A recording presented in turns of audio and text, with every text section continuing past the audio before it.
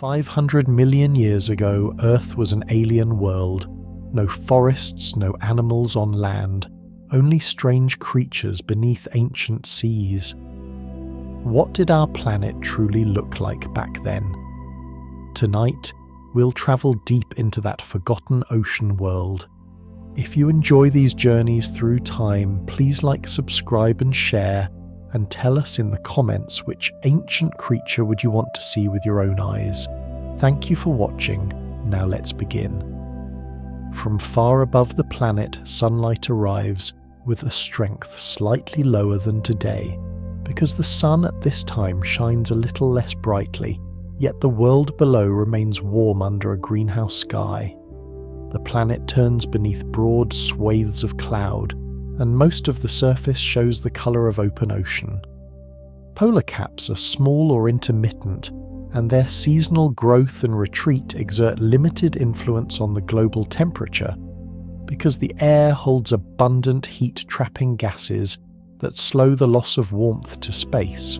Day to day, weather unfolds within a circulation that moves heat from the tropics toward the poles in wide bands, while the long-term climate reflects a balance between slightly reduced solar energy and elevated greenhouse forcing. The lunar pull raises tides across broad seas as the moon sits somewhat closer than in the present, and the rotation of the planet remains a little faster, so a single day likely lasts a few hours less than the modern standard, although precise values vary in different estimates. From orbit, a thin blue shell outlines the world. That shell contains nitrogen as the chief constituent oxygen, present at levels that have risen from earlier eras, yet may still sit below modern proportions. Water vapour that cycles with storms and carbon dioxide at concentrations much higher than the later pre-industrial baseline. The mixture supports an active ozone layer that forms in the upper atmosphere when oxygen absorbs ultraviolet light. So harmful radiation is filtered before it reaches the surface, though land exposed without protective plant cover still receives strong light at certain wavelengths near the ground. High clouds spread as bright veils over the subtropics, where air descends and dries, while deep convective towers lift over warm seas near the equator, venting latent heat into the upper troposphere and shaping wide outflow anvils that streak downwind. In the middle latitude, storm tracks spiral as low-pressure systems sweep across epicontinental waters, drawing on temperature contrast between ocean and land to organize bands of rain and shifting winds. Across seasons, the tilt of the axis sets the rhythm of sunlight, and the response of sea and air tends toward mild contrasts, because flooded continental interiors store and release heat, slowly dampening extremes. Sea level stands high relative to the average of Earth history, so shallow waters lap far inland across continental margins, and the ratio of water to land area visible from space increases beyond the modern proportion. The expanded surface of sunlit warm water interacts with the atmosphere to drive evaporation in the tropics and subtropics, adding moisture to trade wind belts that blow westward on either side of the equator. These trades feed rising motion near the equator, while westerlies at higher latitudes carry moisture and heat poleward. Subtropical high-pressure belts mark zones where air descends, and skies often clear, encouraging high rates of evaporation and the formation of saline surface waters over some shelf regions. At high latitudes, cool currents and seasonal ice cover in certain basins reflect more light back to space than the darker seas of the tropics, yet the absence of large persistent ice sheets limits planetary albedo. Volcanoes along oceanic arcs and rifts inject gases and fine particles into the air at intervals. The gases include carbon dioxide, sulfur compounds, and water vapor. The fine ash, depending on eruption height, can temporarily shade regions by scattering sunlight. Over longer spans, the balance between volcanic input and chemical weathering of rocks regulates carbon in the air. Weathering rates depend on temperature runoff and the degree to which fresh rock surfaces are exposed along rising mountain belts. The presence of extensive shallow seas increases burial of carbonate sediments, a process that removes carbon from the ocean atmosphere system and can influence climate over geological time, while short-term cycles continue to reflect ocean atmosphere coupling. From the vantage of space, the thermal infrared glow of the planet varies smoothly from day to night, attesting to the moderating effect of widespread water. Large storms leave swirls of cloud that decay over days, while continental interiors that stand above sea level show subdued relief compared with later mountain chains, and low erosion rates in many regions limit the supply of fine particles to the air. The chemistry of the atmosphere reflects ongoing exchange with the ocean. Sea spray lofts salt to low cloud layers, aiding the formation of bright droplets that can increase cloud reflectivity. Where tropical waters are especially warm and clear, cumulus fields dapple the ocean in regular patterns, and lines of convergence mark streaks where winds meet and ascend. In the subtropical belts, sheets of marine stratocumulus moderate the energy budget by reflecting sunlight, while allowing infrared cooling through thin gaps at night. The general absence of tall continental vegetation means few, large-scale biogenic aerosols rise from land to seed clouds, so marine processes dominate the background particle supply. Oxygen in the lower atmosphere interacts with methane and other reduced gases in a suite of reactions that control the oxidizing capacity of air, and the overall outcome during this time indicates a surface environment more oxygenated than in the distant past, though the history includes pulses and plateaus rather than a single smooth rise.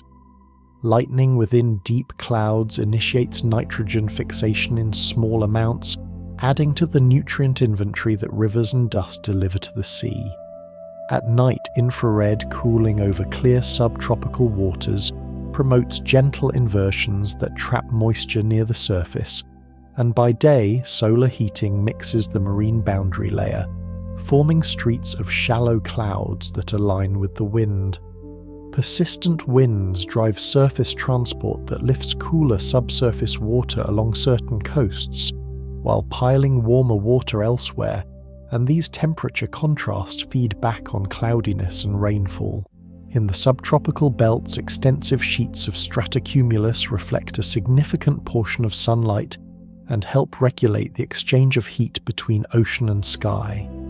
Oxygen in the lower atmosphere reacts with methane and other reduced gases, maintaining an oxidizing background that differs from the deeper past, and lightning within towering clouds initiates small amounts of nitrogen fixation that ultimately reach the sea. Though the sun provides slightly less energy than it will in the far future, the net climate state remains warm because greenhouse gases hold additional heat, and the configuration of continents allows ocean currents to distribute that heat efficiently. This outer view reveals a system in which the energy of incoming sunlight, the storage capacity of widespread shallow seas, and the composition of the air combine to maintain warm surface conditions and limited ice. The details of oxygen concentration, carbon dioxide levels, and the exact length of the day carry uncertainties and vary across studies, yet the broad pattern remains consistent: a greenhouse world with high sea level active clouds and a dynamic but equable exchange of heat between low and high latitudes. From this altitude, the impression is stable and ordered. The world rotates under bands of wind and cloud. Its oceans breathe moisture into the air, its atmosphere absorbs and emits radiation. According to its evolving makeup, and its seasonal heartbeat proceeds under a sun that shines a little fainter than in later ages while still governing a warm and watery planet. Air moves in broad, repeating cells that wrap the planet from equator to pole, and those cells couple tightly to belts of ocean flow that carry warm water away from the tropics and return cooler water at depth. Near the equator warm surface, air rises along a ribbon of persistent thunderstorms where winds from both hemispheres meet. This rising branch vents heat and moisture to high levels, then air spreads poleward and sinks again in the subtropics, establishing large overturning loops that are strongest over the oceans. At the surface, the return limbs of these loops blow as steady trades toward the equator, while the higher latitude limbs blow as westerlies. Over warm seas, the trades pick up moisture and leave a trail of low clouds that shade the water by day and thin at night, and this day-night rhythm in cloud cover modulates how much sunlight the ocean absorbs. Westward driving trades push surface waters toward continental margins and island arcs, and where coasts run roughly north-south, the Coriolis effect deflects the flow so that surface water veers away from shore in one hemisphere and toward shore in the other. Where water is drawn away, cooler nutrient-bearing layers rise to replace it, creating narrow, upwelling corridors that are cooler than their surroundings, and often cloudier because the cooler surface stabilizes the air and supports persistent marine stratus. Where water piles against a coast, it forms buoyant tongues that slide along the margin, and those tongues can seed long coastal currents that eventually feed larger gyres. The gyres are the major ocean heat belts at this time. In each hemisphere, one gyre spins clockwise in the subtropics of the northern half, and one spins counterclockwise in the subtropics of the southern half, driven by trade winds on their equatorward flanks and westerlies on their poleward flanks. These gyres are weaker or stronger depending on how continents and seaways shape the wind stress, and how much space exists for water to turn. With high sea level flooding continental edges, the subtropical gyres often expand into broad inland seas, spreading warm, clear surface layers over shelves that extend hundreds of kilometers from any true shoreline. Along the western sides of the gyres, narrow, swift currents carry tropical heat toward higher latitudes. Along the eastern sides, slow broad drifts bring cool upwelled water back toward the equator. The difference between fast western boundary currents and slow eastern boundary currents arises because the rotation of the planet and the curvature of wind stress gradients compress flow into narrow jets on one side of each basin. These jets trace the edges of flooded continents rounding promontories and archipelagos that have yet to rise into large mountain chains. Because continents sit in different places than in later ages, the exact paths of jets and drifts differ from modern patterns, yet the physical logic holds. Winds create gyres. Gyres carve temperature stripes. Temperature stripes set cloud patterns and rainfall belts. Warm tongues crossing shallow shells amplify evaporation, and when their water loses more vapor than it gains from rain, salinity increases, surface density climbs, and that dense water may sink seasonally into the upper thermocline. In contrast, cool upwelling zones supply nutrients to the sunlit layer and favor brief algal blooms that enhance planktonic food webs. In shelf embayments with restricted exchange, high evaporation can drive salinity to peak values, producing sinking plumes that ventilate mid-depths locally even when deeper basins remain sluggish.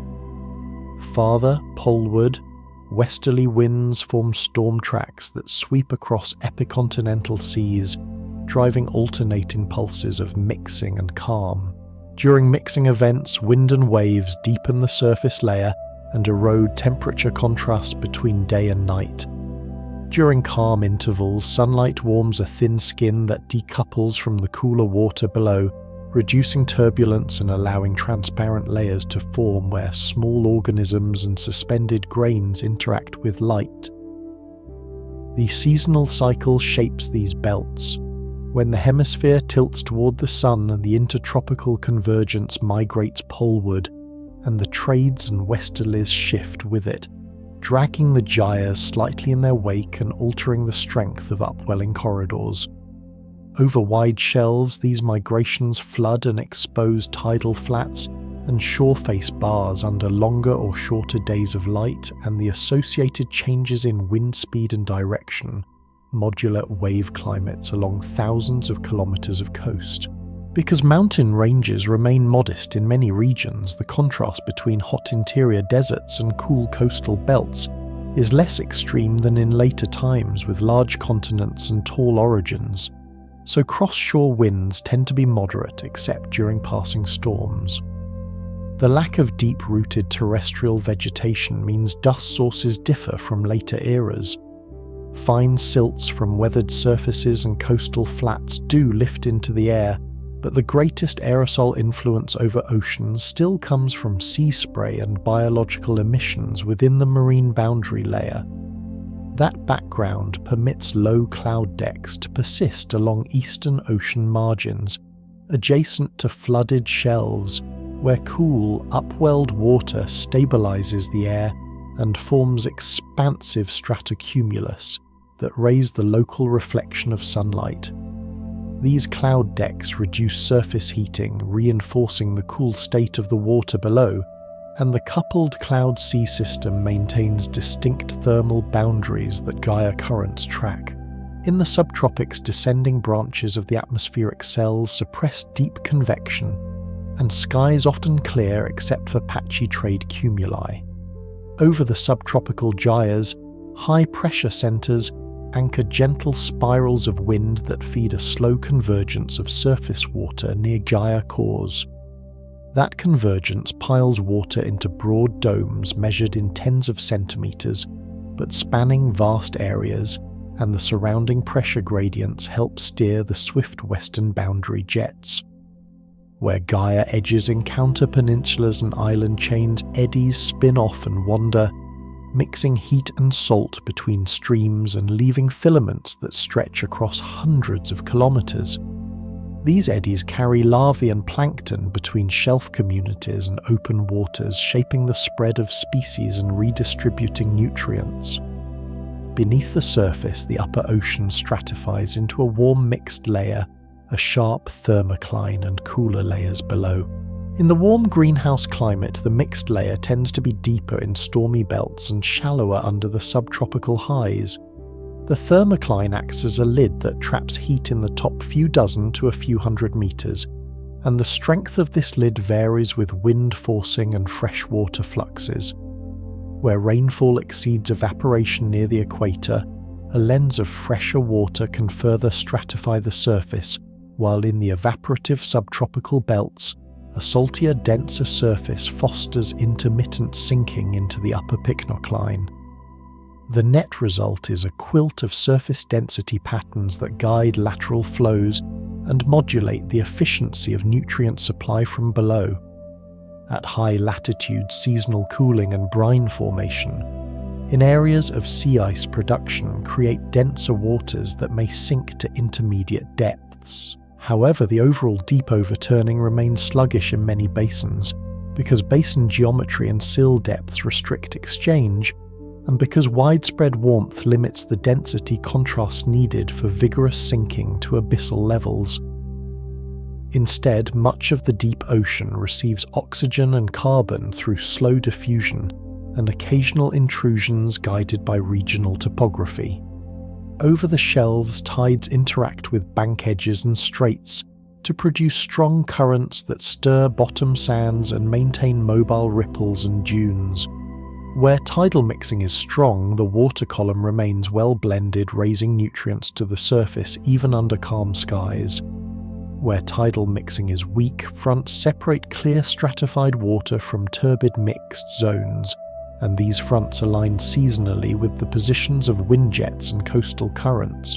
The combined pattern of atmospheric cells, gyres, jets, upwelling corridors, and tidal mixing paints the surface of the planet in bands and patches of temperature, salinity, and clarity.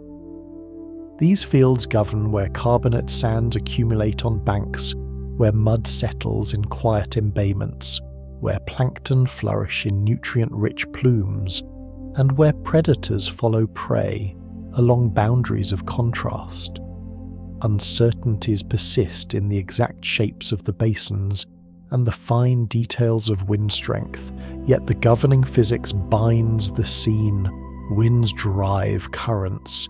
Currents move heat. Heat patterns control clouds and rains.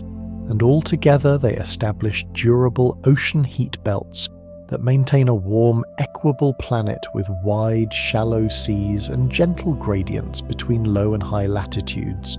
From the planetary surface scale, the world at this time presents broad continents set apart by wide oceans, and the level of the sea stands high enough to drape their margins in long skirts of water.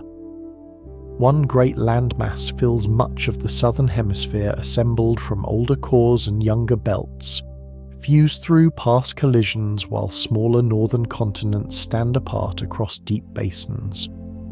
The wide spacing of these lands allows currents to loop broadly, and the share of shallow water is large because flooded shelves extend far inland along low-relief coasts. Mountain ranges are modest in height across many sectors, so rivers descend without sharp breaks and deliver mostly dissolved products of weathering rather than coarse gravel, and the result is clear, warm shelves that favour precipitation of carbonate mud and sand. Along the southern landmass, long arcs of quiet margin record where crust once stretched and broke, leaving gentle slopes now under a veneer of shallow seas.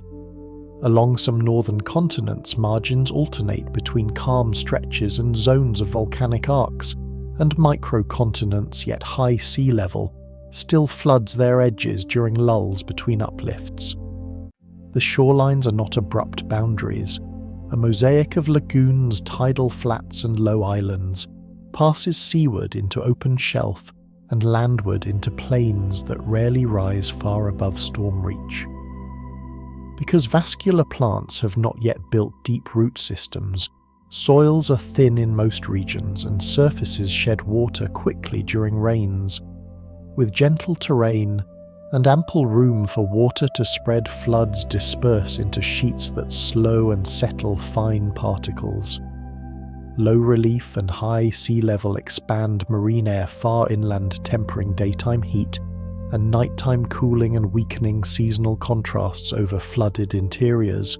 The southern landmass spans many degrees of latitude, so its coasts sample a range of winds, from oblique trades along subtropical shores to westerlies that sweep cool storms across higher latitude bays. On the northern continent, smaller size and isolation give rise to local gyres in adjacent seas, with swift jets where margins bend and slower drifts along open flanks. But the high stand ensures that even recessed embayments participate in basin-scale circulation. The placement of continents sets where moisture condenses and where dry belts form, yet extensive sea cover damps extremes, such that deserts remain limited and ice persists mainly as a seasonal skin in high-latitude gulfs or on uplands that catch snow. Over the oceanic plates between continents, volcanic ridges trace lines where new crust forms and fracture zones rake swathes across the deep. But at the surface they reveal themselves mostly as chains of islands and subtle kinks in current paths. Island arcs dot some margins where ocean crust dives beneath other plates. Their chains intercept swell and redirect flow along their lee sides, creating shadows of calm water that accumulate carbonate sand and shelter quiet banks. The geometry of basins with wide gaps between northern continents and the southern landmass supports long fetch for wind and swell trains, rework shore face bars and drive sand along coasts in steady drift. Where coastlines pinch into narrow straits between promontories and islands, tidal ranges amplify and strong bidirectional flows pump clear water across sills into interior seas that would otherwise stagnate.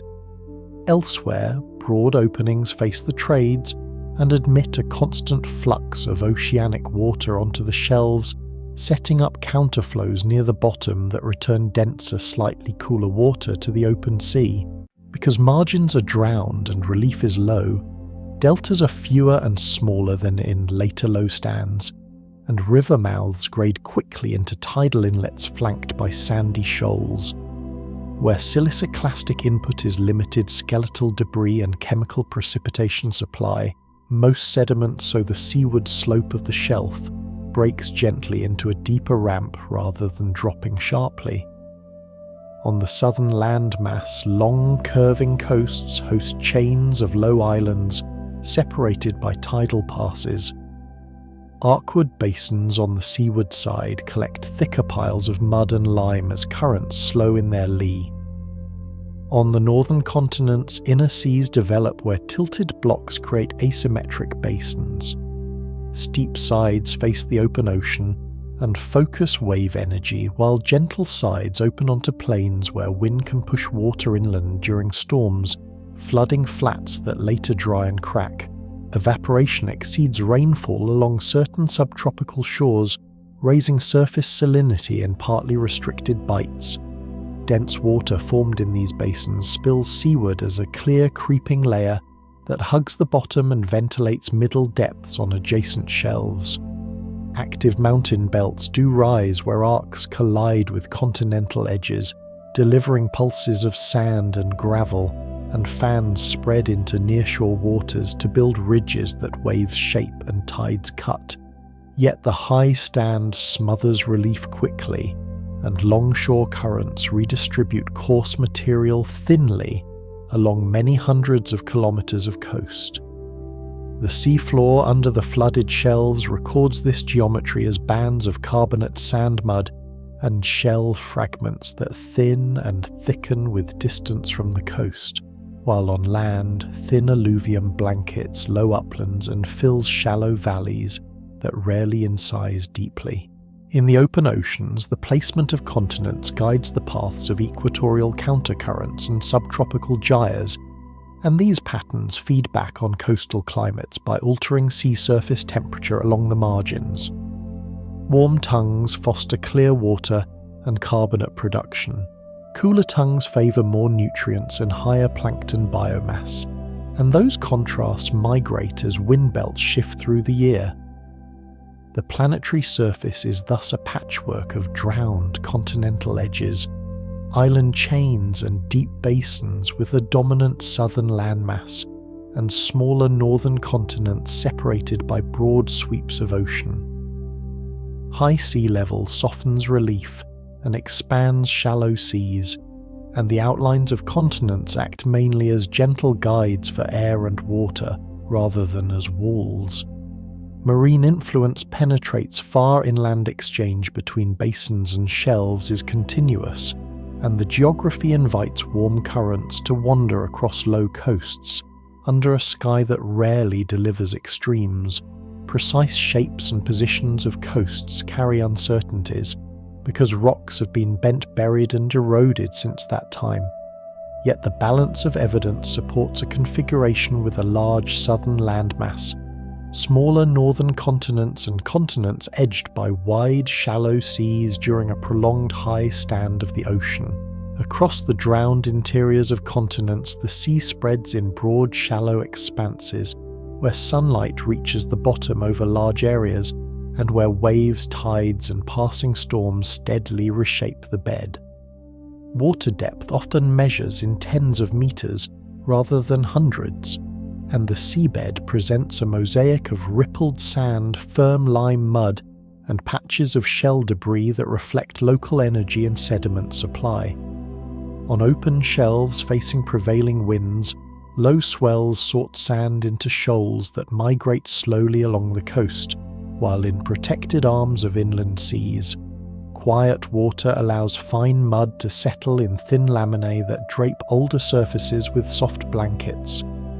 Tidal ranges vary with basin shape and the width of inlets that connect interior waters to the open ocean, and where geometry focuses flow, reversing currents run swiftly through passes carve channels and deliver clear, well-oxygenated water onto banks.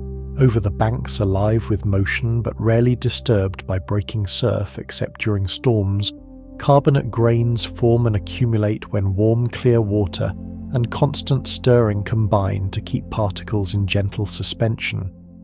In these places, grains of calcium carbonate can grow by chemical accretion around tiny nuclei building smooth sand-sized spheroids that roll and polish into oolitic bars. The bars align with tidal and storm pathways, and their crests migrate under fair weather waves, then jump abruptly when winter gales or cyclones deliver bursts of higher energy that winnow mud and push sand into thicker, more laterally continuous bodies. Between bars, low-energy depressions trap lime mud produced by the growth and breakdown of calcareous skeletons and by the precipitation of micrete in clear water. Where inland seas are semi-restricted, evaporation during dry seasons can raise salinity above open ocean values, and denser water sinks along slope breaks flowing as thin sheets that refresh middle depths without overturning the entire column.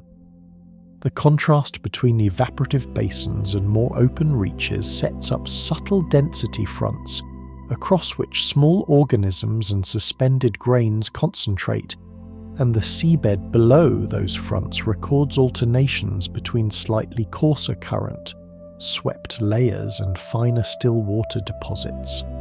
On outer shelves farther from river influence and sheltered lagoons, the seabed grades into a deeper ramp where fair weather wave motion no longer stirs the bottom, and only the strongest storms leave coarse layers that stand out among weeks or months of slow settling. Here, soft mud drapes low relief highs and isolated mounds built earlier in the period, including waning sponge-rich build-ups rise as gentle knolls that redirect flow and catch sand in eddies.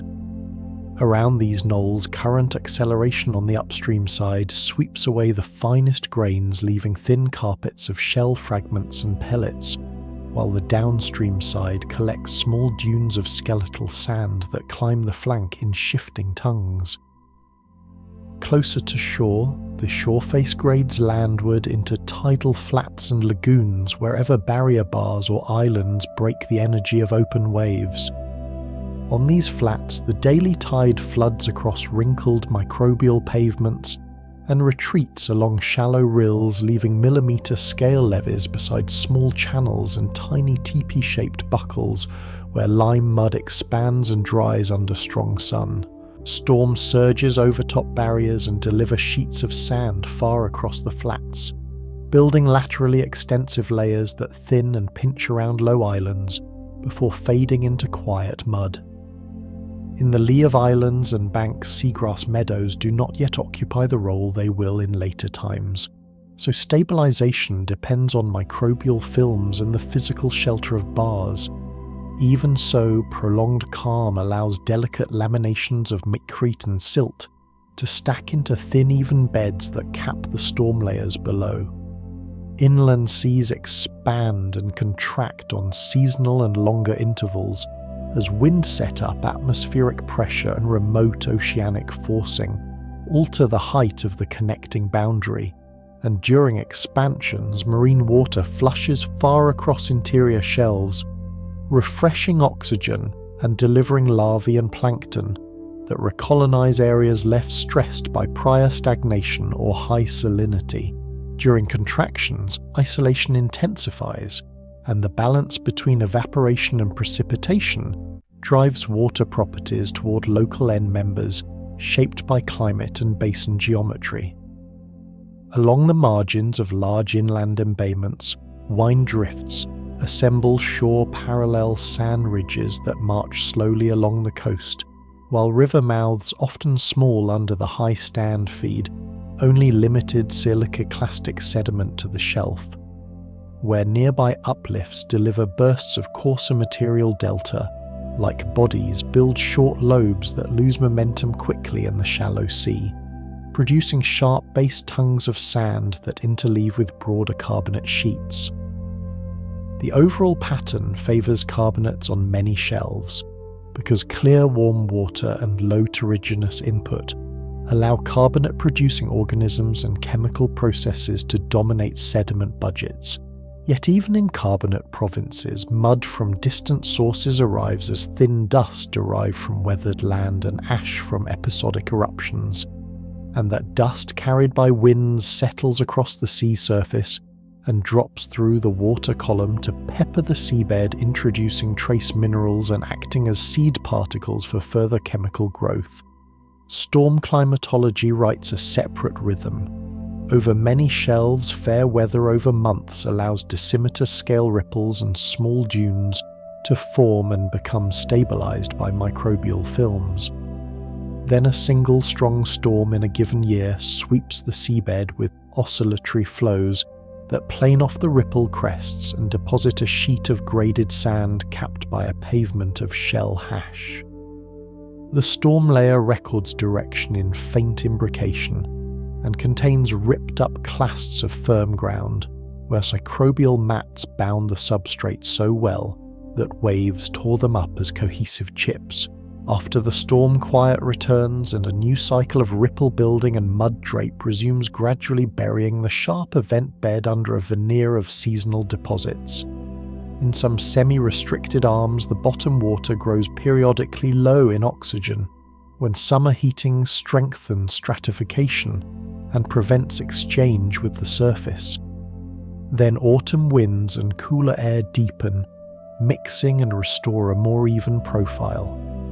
The sediment beneath such waters bears evidence of this seesaw in faint lamination, where burrowing animals are scarce, and in mottled fabric where mixing by worms and arthropods becomes more vigorous during well-oxygenated intervals. At the open shelf edge, tidal and wave energy focus along the shelf.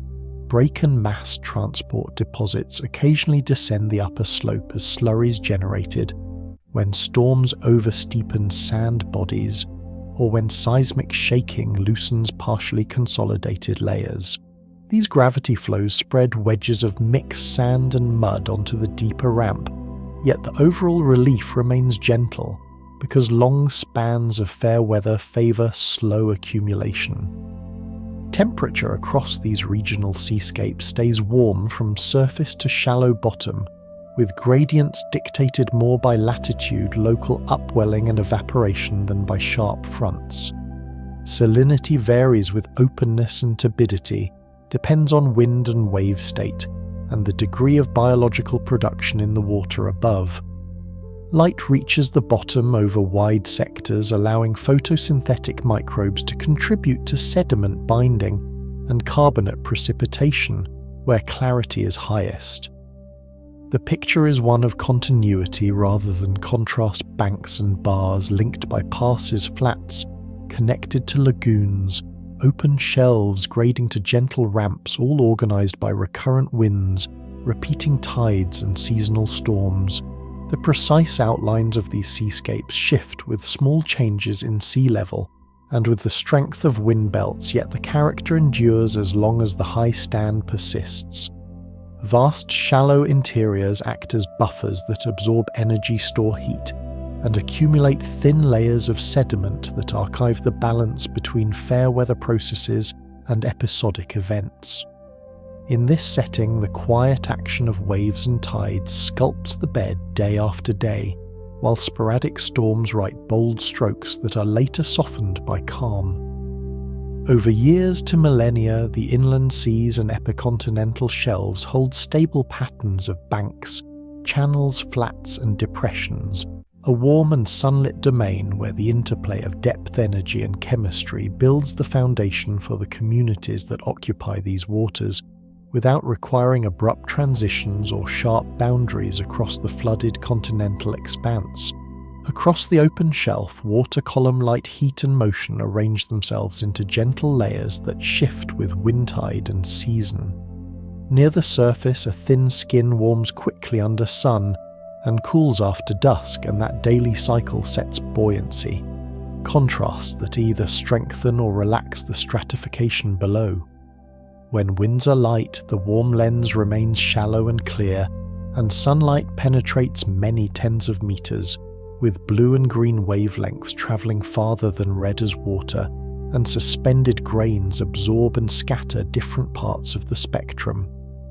When winds freshen, surface mixing deepens the temperature, gradient softens, and small bubbles and droplets add to backscatter, whitening the top water and reducing optical range.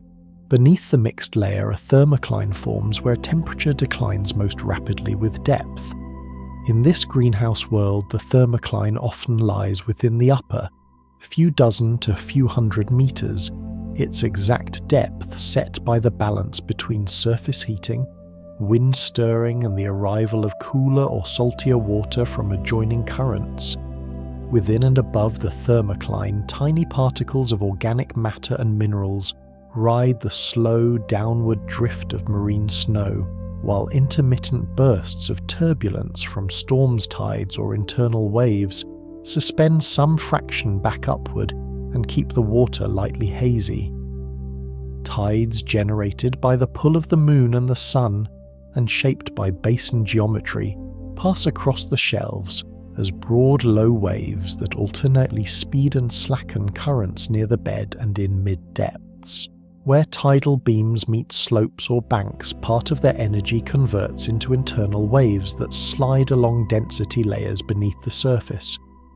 These invisible waves break as they encounter rough topography or strong stratification, injecting patches of turbulence that mix heat salt and nutrients over small areas. The result is a water column that looks uniform to the eye, but hides fine structure in temperature and clarity when measured closely. Salinity varies with evaporation and rainfall, and with the exchange between open ocean and more restricted arms of inland seas. In the subtropics, high evaporation leaves the surface slightly saltier and denser, encouraging occasional sinking events that carry surface properties into mid-depth layers. In equatorial and storm track belts, rainfall and river plumes spread fresher lenses that cap the sea and sharpen the stratification, limiting a given wind to mixing only the uppermost meters unless storms apply stronger stress. Oxygen follows these patterns. The surface remains well oxygenated by gas exchange with the air and by photosynthesis in the sunlit layer. But below the main mixing zone, oxygen can decline as organisms respire and as sinking organic matter decays. On most open shelves at this time, the declining profile remains modest because frequent wind events, tides, and the broad reach of inland seas allow exchange. However, in quieter stratified sectors and along deeper ramps, oxygen minimum layers appear where consumption outpaces supply. These low oxygen layers fluctuate with season and storms, thinning during windy periods and thickening when calm and heat return. Nutrients rise into the photic zone through several pathways. Along eastern shelves, where upwelling draws cooler water toward the surface, nitrate and phosphate ride the ascent and stimulate small algal cells in the sunlit meters. Along bank edges, tidal mixing lifts nutrients from the bottom and smears them across shallow crests, creating low-amplitude patches of productivity that spread downstream as streaks and filaments. Dust from land and volcanic ash add trace elements that can limit or enable growth in clear, nutrient-poor water, and these inputs arrive irregularly, spiking the chemistry of the surface before sinking or dissolving into deeper layers. Clarity changes accordingly. After a calm spell with little input of fine sediment from shore and weak resuspension by waves, the water can grow exceptionally clear over carbonate banks, allowing light to reach the bottom and encouraging photosynthetic microbes to bind grains and stabilize the bed. After storms, suspended sand and silt along with broken shell fragments render the water more turbid, reducing the depth of light penetration and warming the surface faster because shallower light absorption concentrates heat. The balance between these states governs not only the optics, but also the vertical spread of temperature and the efficiency with which the ocean stores solar energy across depths. Motion in the open shelf water column follows several interacting rhythms. Wind-driven Ekman transport pushes the surface layer at an angle to the wind, setting up weak spiral shear that turns with depth and brings cooler water upward along some coasts while drawing warm surface water offshore. Inertial oscillations set by the rotation of the planet cause near-surface currents to swing slowly with a period of less than a day in this era of slightly faster spin, and those oscillations refocus energy from wind bursts into rotating shear that can mix layers for days afterward. Long swell from distant storms rolls across the shelves, and though it expends little energy in the interior under fair weather, can modulate near-surface turbulence by organising lines of convergence where foam and light debris collect. Such lines mark zones where thin layers of plankton or fine particles also gather temporarily before being dispersed. The sea surface microlayer, only fractions of a millimetre thick, concentrates organic films produced by microbes and algae, and this skin changes how air and water exchange heat and gases. Under strong sun and weak wind, the microlayer can reduce evaporation slightly and enhance the persistence of small capillary waves that ruffle the surface. Under rain or gusts, it breaks down quickly, restoring a freer exchange. Deeper in the water column, internal tides propagate along density interfaces from shelf breaks and sills. Where they run into regions of weaker stratification on the inner shelf, they steepen and break, creating bores that carry slugs of cooler, nutrient-richer water landward along the bottom during certain stages of the tide. These pulses form predictable but short-lived events that can restructure temperature and oxygen over the course of a day without leaving an obvious signature at the surface. The composition of suspended material shifts with distance from shore and with the underlying bed.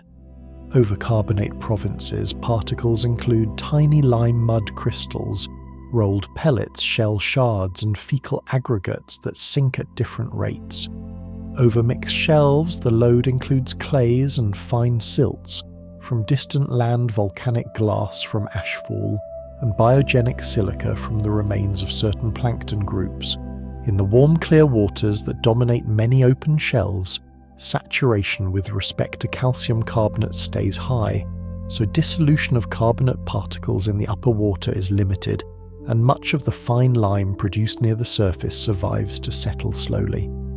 As it falls, it encounters shear layers and small eddies that stretch filaments and cause patchy patterns in turbidity that shift over hours.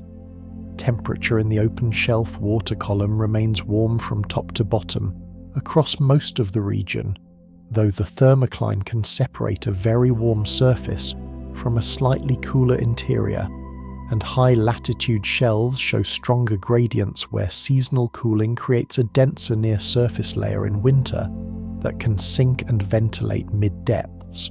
Salinity contrasts add or subtract from these thermal effects, sometimes producing a halocline that coincides with the thermocline, and sometimes opposing it, so that the pycnocline, which is the density gradient, lies deeper or shallower than temperature alone would suggest.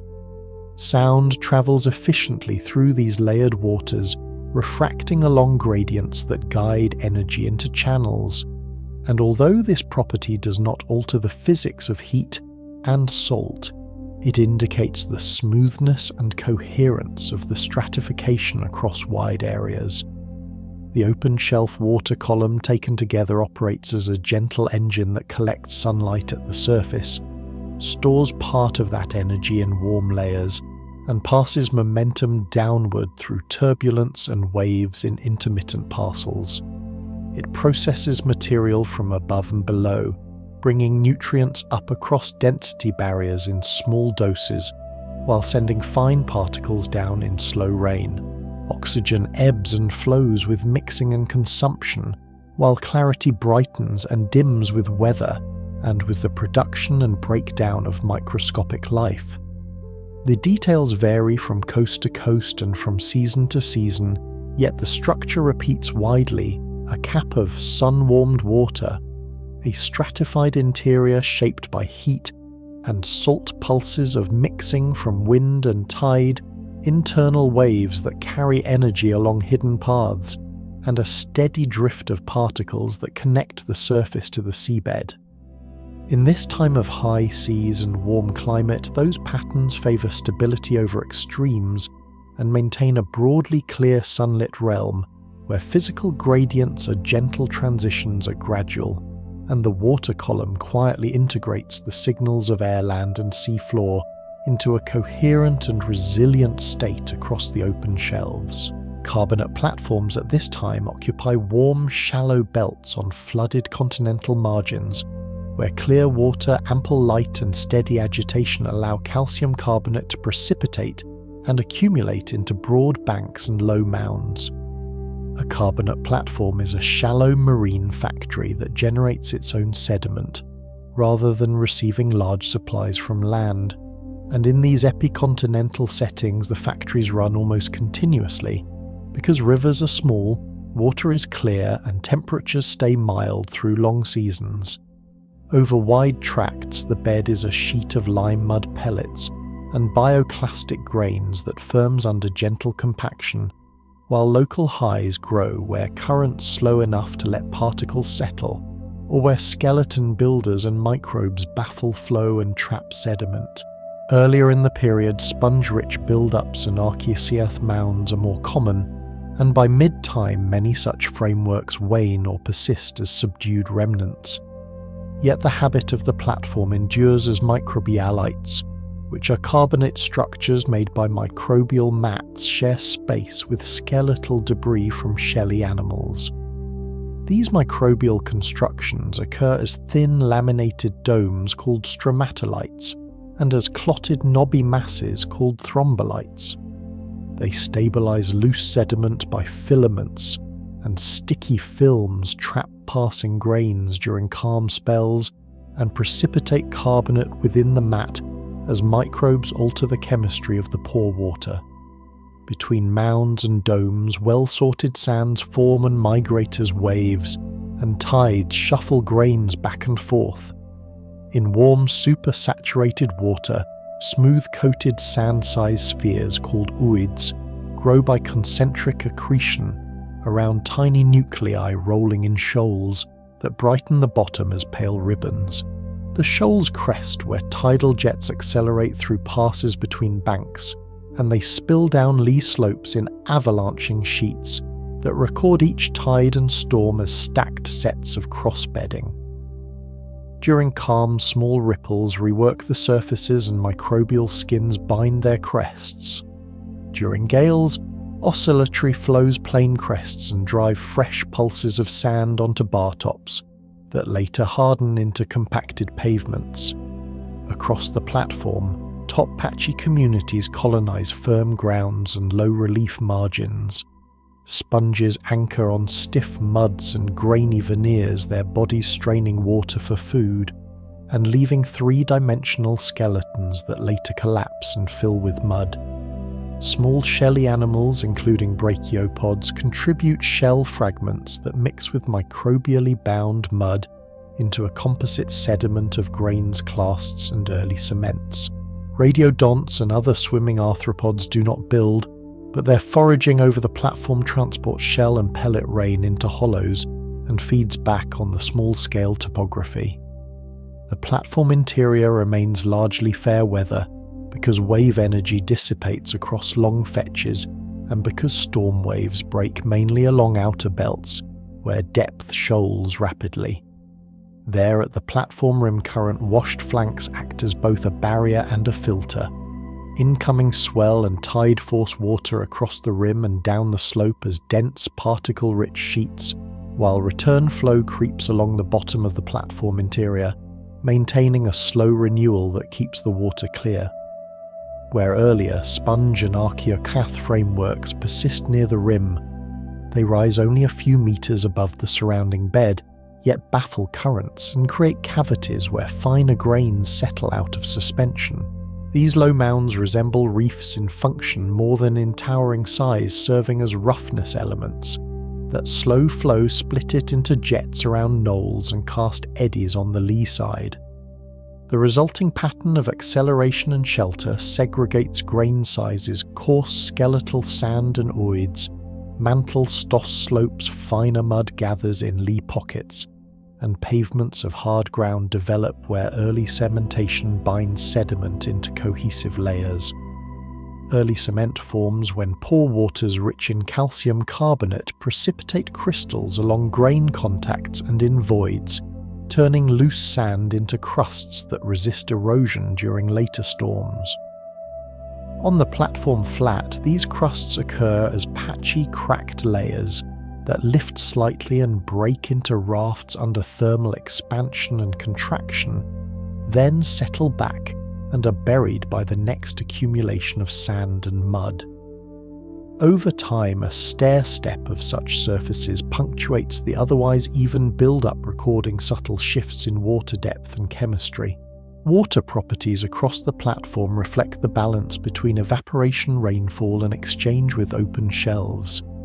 In subtropical belts, long calm spells and strong sun raise evaporation, increasing salinity and density in restricted lagoons, especially where barrier bars isolate interior pools. Dense, warm surface water can sink gently within the platform, toward passes and moats, and spill over the rim or through tidal inlets as plumes that hug the bed. In contrast, in open tracts flushed by fair weather waves, salinity and temperature mirror the adjacent sea, and the platform functions as an extension of the shelf rather than as a separate basin. Oxygen remains high in the water over most of the platform top because waves and tides continuously ventilate the shallow column, yet within sheltered cavities under microbial domes, or within the sediment a few centimetres below the surface, oxygen drops and a redox gradient develops.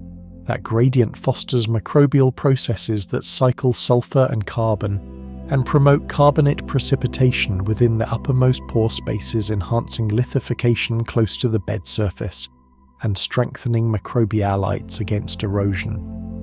The daily tide imprints a fine rhythm on the platform by alternately accelerating and easing flow through channels and across shoals. Flood tide pushes clear offshore water landward over the rim, and ebb tide drains interiors through the same passes, sometimes carrying suspended oids back toward the margin, where they settle on bar flanks. Spring tides during new and full moons raise velocities and reach farther inland.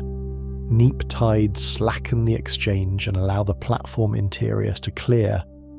Superimposed on this are episodic storms whose waves can reach the platform, top mobilize thick blankets of grainy sediment, and drive shore-parallel currents that merge with tidal jets to rearrange bars and banks in a few days. After a storm, fair weather returns and microbial films spread once more over ripples and bar tops, binding the substrate and restarting slow accretion. The mineral form of precipitated carbonate varies with seawater chemistry that reflects the ratio of magnesium to calcium and the overall saturation state. In this interval, conditions favour rapid precipitation of aragonite and high magnesium calcite in many settings, and those minerals later alter to low magnesium calcite within the sediment as waters change during burial. The initial mineralogy thus differs from the mineralogy preserved in ancient rocks, but the fabric retains clues in the shapes of oid cortices, the textures of cement fringes, and the clotted or laminated microstructure of microbialites. Across the platform, the interplay of production transport and early cementation produces laterally extensive bodies of oolitic grainstone pellet, rich packstone and lime mudstone that thin toward interiors and thicken along rims and passes. Channels cut into bar fields during strong tides and storms, and then fill with cross-bedded sand as energy wanes, creating ribbon-like bodies that wind between more uniform sheets. In quiet embayments, millimetre-scale laminae of micrits settle from suspension and drape older surfaces so evenly that they create planar markers over great distances. Where currents concentrate along embayment throats, skeletal sand wedges prograde into the interior, their foresets showing sets that climb and truncate as tidal asymmetry reverses and reworks the face. Biological activity modifies this architecture in subtle ways. Trilobites and other arthropods crawl and burrow across soft surfaces, mixing the top few centimetres and blurring fine lamination, while sessile organisms anchor on firm grounds and create small roughness that traps flakes of organic matter and fine grains. The absence of rooted plants keeps mud mobile under strong flows, but microbial mats substitute as binding agents, turning patches of the seabed into cohesive sheets that resist scouring and promote the growth of stromatolites and thrombolites in belts where wave energy is moderate. Over years to centuries, the platform surface migrates gently as bars shift mounds accrete, and interiors alternately shoal and deepen under the push and pull of climate tide and storm. The system remains sensitive to small changes in sea level and in the strength of wind belts. A slight rise in mean water depth moves fair weather wave-based landward and allows mud to expand over areas once kept sand-rich. A slight fall exposes flats longer at low tide and fosters more vigorous ooid rolling across bar tops. Yet through these modest adjustments, the platform persists as a self-regulating machine that converts dissolved ions into solid sediment, stabilizes itself through microbial binding and early cementation, and baffles currents into patterns that favor further growth. In this world of high seas and warm climate, carbonate platforms and their reefal mounds stand not as towering barriers, but as broad low-relief landscapes luminous under clear water, alive with slow chemical precipitation and steady biological trapping, and organized by tides and storms into banks, channels and domes that change gradually but continuously across the shallow sunlit seafloor. Beyond the reach of fair weather waves, the seafloor tilts from the outer shelf into a broad, gentle ramp, and then steepens along the continental slope where light dwindles, currents slip in layers, and sediment settles in slow, persistent rain, interrupted by rare but forceful events. The ramp begins where daily surface winds no longer stir the bed, so soft mud accumulates between patches of skeletal sand and reworked ooid sheet, and the transition continues into the slope, where gravity density flows and along slope currents share control over what arrives and what stays. Water above this terrain remains warm relative to many later ages, yet the structure grows more stratified with depth. A thermocline and pycnocline separate mixed surface layers from cooler, denser interiors. Beneath them, oxygen often trends downward and then levels in a band where consumption outpaces supply. This oxygen minimum is neither uniform nor permanent.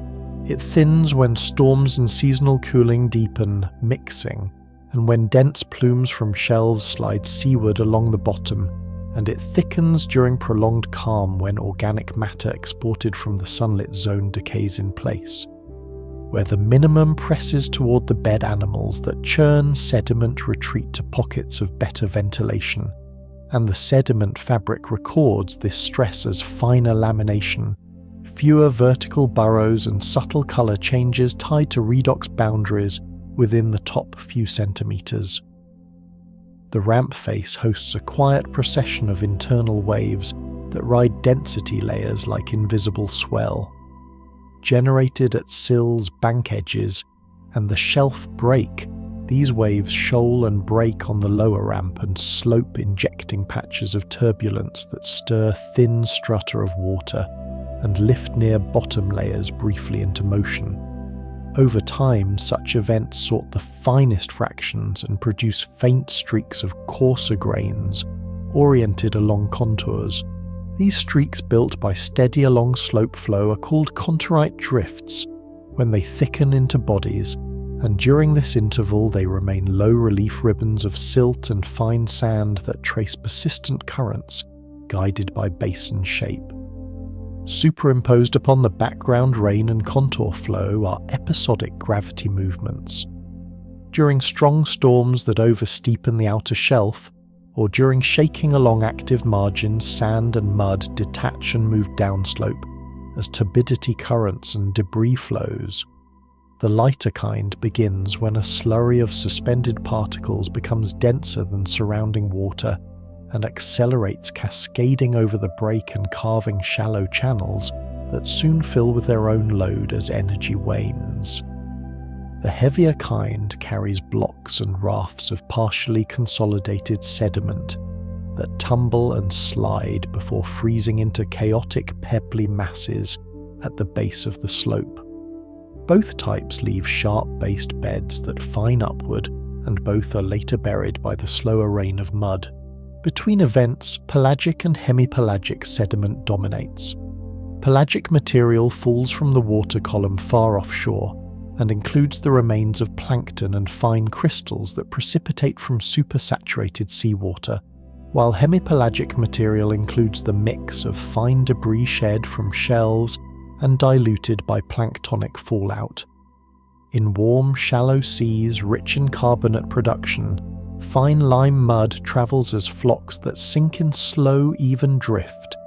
Where silica-producing plankton are sparse biogenic silica, plays a smaller role than in later eras, and mud is a blend of carbonate clay from distant weathering and ash shards from intermittent eruptions.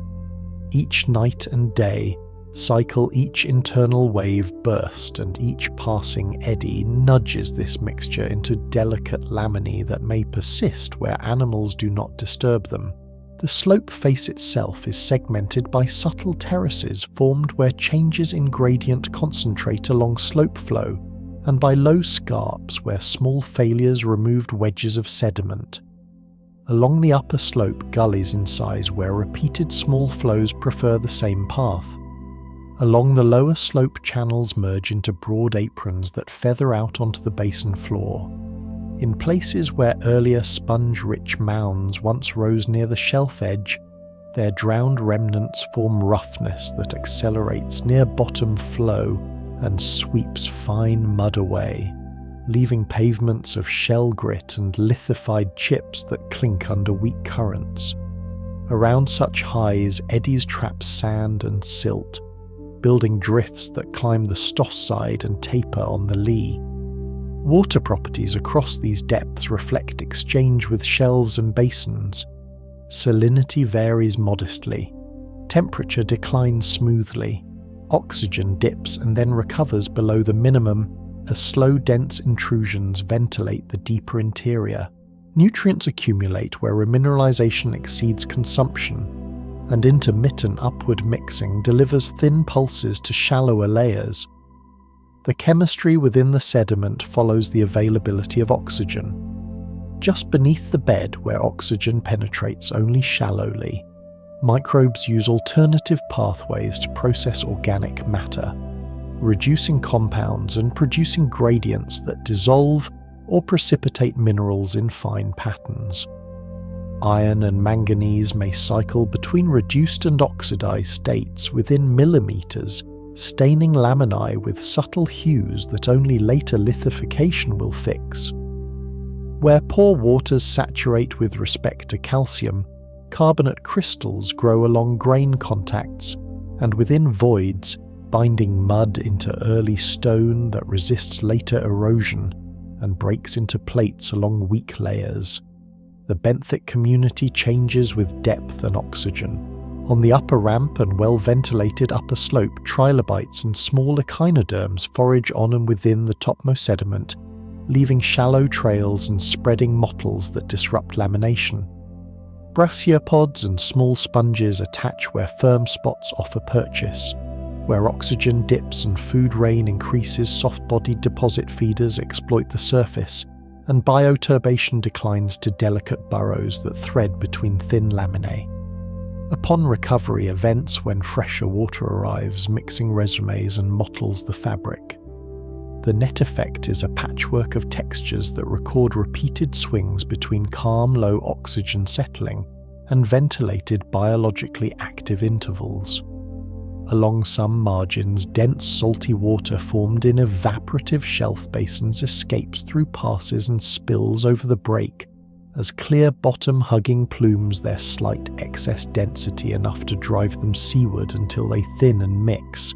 These intrusions add to mid-depth ventilation and carve faint lineations in fine sediment where shear lifts a thin veneer into motion. Seasonal cooling at higher latitudes creates pulses of denser water that form similar intrusions, though the geometry of basins and the overall warmth of the era limit the reach of such waters compared with later cold ages. Soundings across this terrain would find gradients softened by slow accumulation and punctuated by channels and low mounds. The relief rarely forms walls. Rather, it organizes flow and directs sediment pathways that repeat over long spans. In clear water between events, suspended matter thins to background levels, and the bed rests under a dim blue-green light that barely reaches these depths. Bioluminescence does not drive processes here, but it indicates the presence of pelagic organisms that traverse the midwater and occasionally settle to the bed at life's end, adding to the slow rain that feeds the sediment. Ash layers from distant eruptions arrive as thin, sharp horizons that spread widely instantly, marking a moment of time before burrowing smears their tops and bottoms into diffuse streaks. Dust from land supplies trace metals and fine clay that modify the stickiness of flocks and the cohesion of fresh beds. When strong storms pass overhead and pressurize the ocean with wind and surge, internal set up along the slope can strengthen along contour flow for days, shifting the balance between erosion and deposition in narrow belts that respond to slight changes in stress. Over many years, the deeper ramp and slope archive, the combined signals of platform shedding, open shelf production, contour currents and gravity flows, packages of graded sand and mud step basinward in sets that reflect repeated events, while thicker intervals of fine lamination tell of long calm periods with limited disturbance. Cross-cutting channels record the migration of conduits as upstream shelves reorganize and interbeds of shell-rich sand capture moments when near-shore sources reach the edge during unusually energetic seasons. The system functions as a mediator between the quiet accumulation of the interior shelves and the slower, more uniform settling of the deep basin floor. It takes the products of shallow factories, sorts them by size and density, and sends them onward in pulses and drifts. It receives the chemical and biological signals of the water column and fixes them in mineral patterns and sediment texture. In this greenhouse time, the deeper ramp and slope remain free of large, persistent ice influence and avoid the intense density currents tied to extreme cold. Instead, they operate in gentle gradients and intermittent surges, maintaining a low relief but dynamic boundary that connects shelf and basin in repeated patient cycles of supply transport and quiet fall. Primary producers occupy the sunlit layers in the shallow bottoms, shaping the chemistry and energy flow of these seas by converting light water and dissolved carbon into organic matter that drifts downward as a slow rain or feeds grazers where it forms.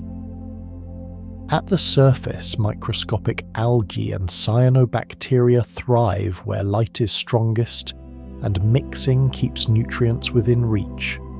Cyanobacteria, which are bacteria capable of oxygen-producing photosynthesis, form tiny cells and filaments that multiply rapidly when conditions align, and their activity contributes oxygen directly to the upper ocean while drawing down dissolved inorganic carbon. Alongside them, eukaryotic algae populate the plankton in varied forms, from single cells with simple coverings to slightly larger flagellates that swim weakly with thin whips. The combined community carries pigments that absorb blue and red light, leaving the water's clear green-blue appearance over shelves where suspended mineral particles remain low. These planktonic producers respond to nutrient pulses delivered by upwelling along eastern margins by internal tide bores that shuttle cooler nutrient-bearing layers up across banks, and by dust that supplies trace metals following dry wind events. In nutrient-poor clear water, cells tend to be small because small cells have a higher surface area relative to volume and exchange nutrients more efficiently. In richer plumes, larger cells and colonies prosper until grazers catch up. The balance between growth and grazing thus determines whether biomass accumulates into a mild bloom or passes quickly into the next trophic step. Evidence for many of these forms appears later in microfossils known as acritarchs, which are organic walled cysts left by planktonic eukaryotes. In the living water of this era, they represent a wide variety of life cycles, in which cells build robust envelopes to endure drifting and then hatch under new conditions. In the upper few tens of meters, light remains abundant through most days, yet winds and waves constantly shift the depth of mixing, so the optimal zone for growth migrates upward and downward with weather. When calm, a thin warm lens forms and stabilizes, trapping cells in bright water and fueling bursts of photosynthesis. When winds freshen, turbulence carries cells deeper, reducing light for hours to days before conditions return.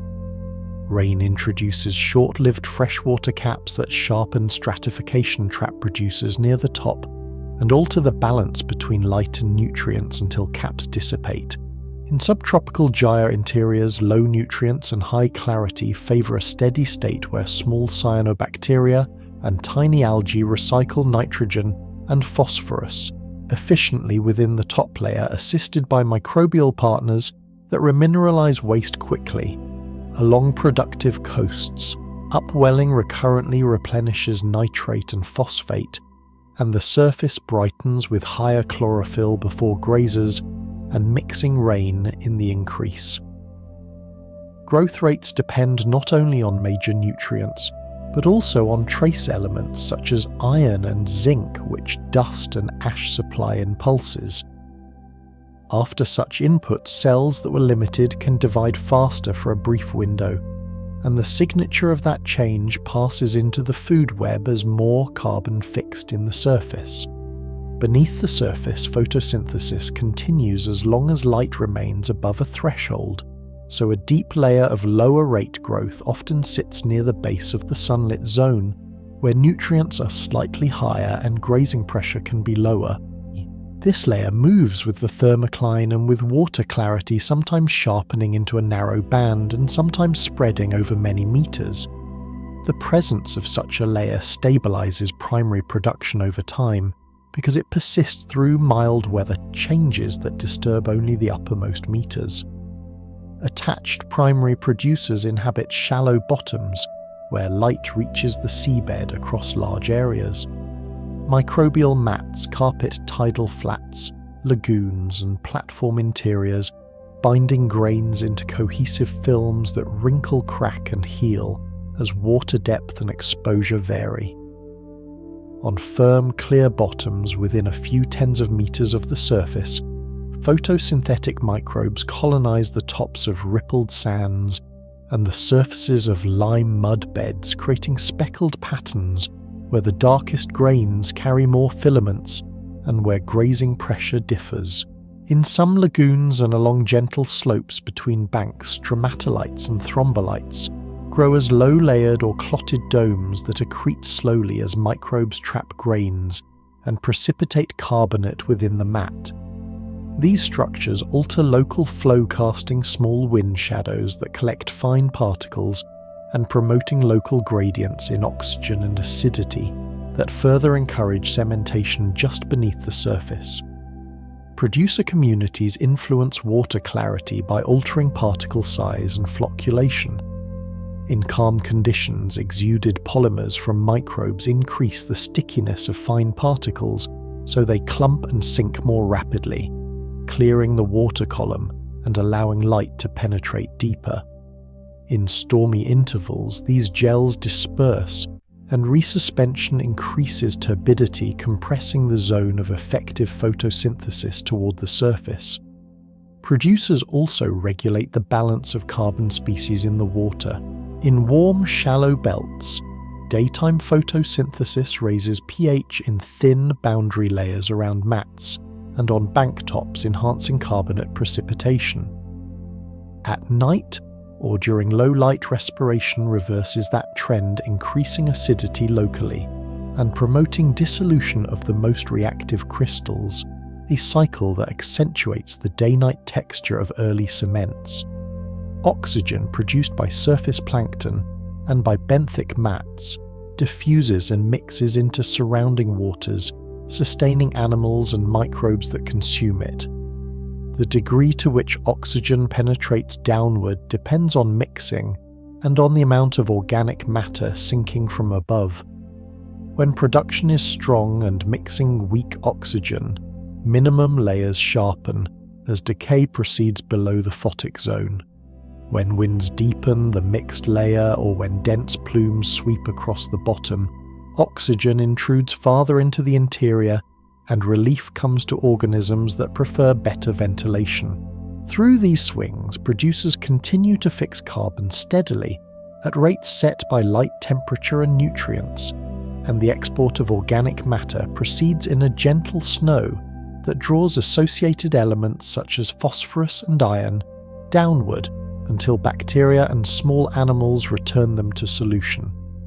The composition of the producer community excludes later appearing groups that rely on more advanced silica biomineralization, but robust calcification among plankton remains limited here as well. So most carbonate entering sediments on the open shelves comes from benthic production and from inorganic precipitation, rather than from abundant planktonic shells. Still, tiny calcifying forms exist and contribute a fine fraction that mixes with lime mud, and their distribution likely reflects local water chemistry within the broad greenhouse envelope. In semi-restricted basins, elevated salinity and longer residence times favour mats and attached microbialites more than planktonic blooms, because exchange with the open shelf limits nutrient renewal in the water column, while shallow calm bottoms receive enough light for films to thrive. In open upwelling influence tracts, plankton carries the burden of primary production and feeds grazers in the water and on the bottom with the steadier supply. Across both settings, detrital pathways are important. Dead cells, sheaths and fecal pellets aggregate into flocks that sink faster than single cells, and sticky webs from bacteria accelerate this packaging. As these aggregates fall, they encounter shear layers and internal waves that stretch and sometimes disrupt them, modulating how much organic carbon reaches the bed intact. The visual character of the water reflects this invisible labour. Under low production, low dust conditions, sunlight penetrates deeply, and the colour shifts toward pale blue. Under higher production, or after ashfall, the water shows a greener cast as chlorophyll and fine particles enhance backscatter. Temperature within the photic zone remains warm and stable over days to weeks, favouring efficient enzyme function in many producers and smoothing short-term variability in growth. Over longer intervals, shifts in wind belts and basin exchange alter nutrient backgrounds, moving productive zones along coasts and across banks without extreme swings. Uncertainty remains in the exact makeup and relative abundance of specific algal groups across separate basins, because the rock record preserves more of their cysts and carbonates than their soft bodies, but the functional structure is consistent. Small cyanobacteria and algae dominate clear open water. Attached microbial mats and mounded microbialites dominate stable, shallow bottoms. Nutrient pulses raise surface growth episodically, and grazing and export keep the system from sustained, opaque blooms. Through these interactions, primary producers create the conditions for animals above and within the sediment, set the pace of oxygen production and consumption, and guide the first steps of carbon burial that the deeper ramp and basin will receive. The surface and the seafloor partner in this work, one thin and mobile, one broad and stable, and together they sustain a warm, clear and sunlit ocean, whose energy begins with the conversion of light to living matter. On the sunlit seafloor of open shelves and platform tops, grazers and filter feeders shape the landscape grain by grain as they crawl, anchor and sift the passing water. Trilobites, which are arthropods with segmented shields and jointed legs, move with deliberate steadiness over rippled sand and firm lime mud, probing with antennae and gnawing at soft films. Their bodies press shallow tracks that parallel the ripple crests, and when they pause to rest or feed, they leave oval impressions that later fill with finer particles. In slightly deeper or calmer tracts, brachiopods settle in clustered fields. A brachiopod is a shelled animal with two valves arranged top and bottom, not left and right, and inside it holds a looped feeding organ that filters suspended food from the water. Some cement a shell edge to firm ground, others anchor with a slender stalk, raising the body a small distance above the bed where flow is smoother and grains are less likely to clog the lophophore. Nearby echinoderms in early forms glide over the substrate. Echinoderms are animals with calcitic skeletons arranged in five-fold patterns. Here, fragile relatives graze films or capture drifting fragments with feathery arms, and their cautious footwork dimples the mud with arrays of tiny pits that speak to slow, continuous foraging. Between these fixed and creeping workers, preapulid worms and other burrowers churn the top centimetres.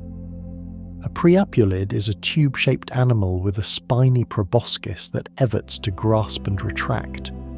It mines the sediment for organic flecks and small prey, and its movement ventilates pore waters, raising oxygen locally and blurring sharp chemical layers within the bed. Hyoliths, cone-shelled animals that rest on the sediment and prop with paired spines, lie scattered where currents sweep gently. They lift the shell mouth into flow, intercepting fine particles. The mix of these animals produces a fabric of traces that repeat across banks and ramps. Shallow grazing grooves, resting marks, and short to long bilobed furrows interlace among small pits and burrow mouths, and the density of marks varies with oxygen, energy, and food. Under well-ventilated water with constant low to moderate flow, the surface grows mottled as animals rework it. Under stratified low oxygen intervals, burrowing eases, delicate lamination reappears and signs of life compress into thin bands at times of better exchange. Filter feeders arrange themselves to exploit currents that focus along edges and through gaps. On the flanks of low mounds, sponges anchor where water accelerates around knolls, and their pumping moves large volumes through sieve, like bodies extracting particles too small for many other feeders. The skeletal scaffolds of some sponges persist after death, and trap drifting sand, providing microhabitats for young brachiopods and small arthropods that prefer firm spots. Bivalved arthropods and other small crustaceans shelter in lee pockets among shell gravel and ooid pavements, emerging during slack flow to graze films and detritus. When tides or storm surges strengthen, they retreat into the interstices where turbulence weakens. On bank tops, oid shoals host communities adapted to shifting grains. Trilobites pace along bar crests at slack water, and then descend flanks as currents rise, avoiding moving sand that could abrade joints. Brachiopods are sparse on the most mobile ridges, but occur along stoss shoulders where migration is slow. In the lee of bars, thin veneers of shell fragments and pellets build where suspension settles during each slack. Their dense mats of small suspension feeders flourish between episodic scouring by waves. Along tidal passes, mixed assemblages line the channel margins. Here a daily sequence repeats. Flood tide surges landward, bringing clear water that refreshes oxygen and food. Brachiopods open wide, sponges pump faster, and echinoderms extend arms fully into the flow.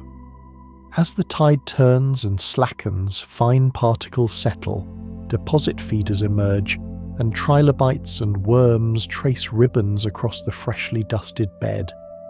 Ebb tide drains the pass and animals brace lower. Feeding continues but shifts toward interception of near-bottom drift, and those that cannot cling withdraw to slight hollows until velocity eases. Over many cycles, the pass receives alternating laminae of coarser and finer grains, and the fauna tracks the oscillation by shifting its activity across hours. Where inland seas narrow into semi-restricted embayments, evaporation may raise salinity during dry spells, and grazer and filter activity narrows into belts near inlets where exchange keeps oxygen high. In more interior pockets, microbial mats dominate and animals confine movement to cracks and margins where freshened water occasionally arrives. When autumn storms break the calm and stir the column, oxygen returns, and a brief pulse of burrowing and grazing spreads across previously quiet mud-puncturing laminae, with small shafts and producing mottles that fade upward as conditions settle again. On outer ramps where light weakens and oxygen sometimes dips, grazer and filter density falls, yet the community persists in patches. Slow-moving trilobites forage along the edges of soft mounds and along streaks of slightly coarser sediment aligned with the contour, and small echinoderms occupy the cleaner streaks where sticky fine mud does not clog tube feet. At times, when oxygen minimum layers press closest to the bed burrow openings, become fewer trails shorten, and feeding structures on filters close more often as respiration dominates over growth. After ventilation events, movement resumes, and the first marks to reappear are shallow grazing paths and short probing pits that do not require deep digging. The interaction between animals and the physical seabed is reciprocal. Where grazers remove microbial skins from bar tops and flat muds, they reduce cohesion and allow small ripples to form more easily under light flows. Where mats regrow, they stabilize the surface until stronger energy returns. Where filter feeders baffle flow over firm grounds, they foster patches of lower velocity in their lee and encourage deposition of fine grains that would otherwise pass. These changes to roughness and cohesion, repeated thousands of times across a field, alter how sand and mud move during storms, and the bed form pattern that emerges owes as much to biology as to hydrodynamics. The diet of grazers and filters reflects the producer mosaic above.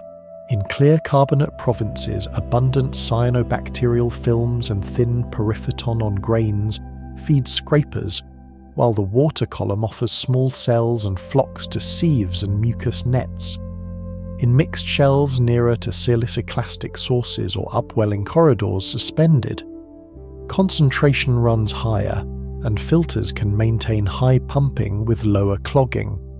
Risk increasing growth until storms reset the balance by winnowing fines and brightening the water. Predation pressure exists but remains modest compared with later times. Radiodonts and other hunters patrol mid-water and near bottom zones, and there passes through dense filter fields, thin numbers and scatter shells that later contribute to coarse lag layers. Many grazers and filters cope through armour and posture rather than speed. Trilobites tuck and present a low profile when disturbed. Brachiopods clamp valves and ride out bursts of sand. Echinoderms lower arms and press tube feet into small pits until flow eases. Worms retract to burrow bottoms where pore water still holds oxygen from prior ventilation. Over seasons and years, life and sediment archive one another. Grazing and resting marks repeat on horizons spaced by storm beds, burrow networks, overprint quiet laminae during ventilated phases, and shell pavements accumulate where repeated disturbance concentrates durable pieces. Early cement binds some pavements, preserving a living floor into early stone that resists the next event, and forces flow around it, creating wakes where juveniles settle. The scale of these features matches the scale of foraging and filtering finger width to hand span for individual traces, meters to tens of meters for patches of mottled ground, and hundreds of meters to kilometers for belts aligned with banks passes and contour streaks. Through all of this, temperature stays warm and currents gentle more often than strong, so growth and feeding proceed for long intervals without shutdown. Variability arrives as tide storms and salinity shifts in restricted pockets and oxygen pulses on deeper ramps. The result is a durable, productive surface where energy from primary producers moves into bodies that write their presence as textures and small structures rather than as imposing edifices. Uncertainty touches the exact species list at any given shelf, yet the functional roles repeat trilobites and kin grazing and mixing.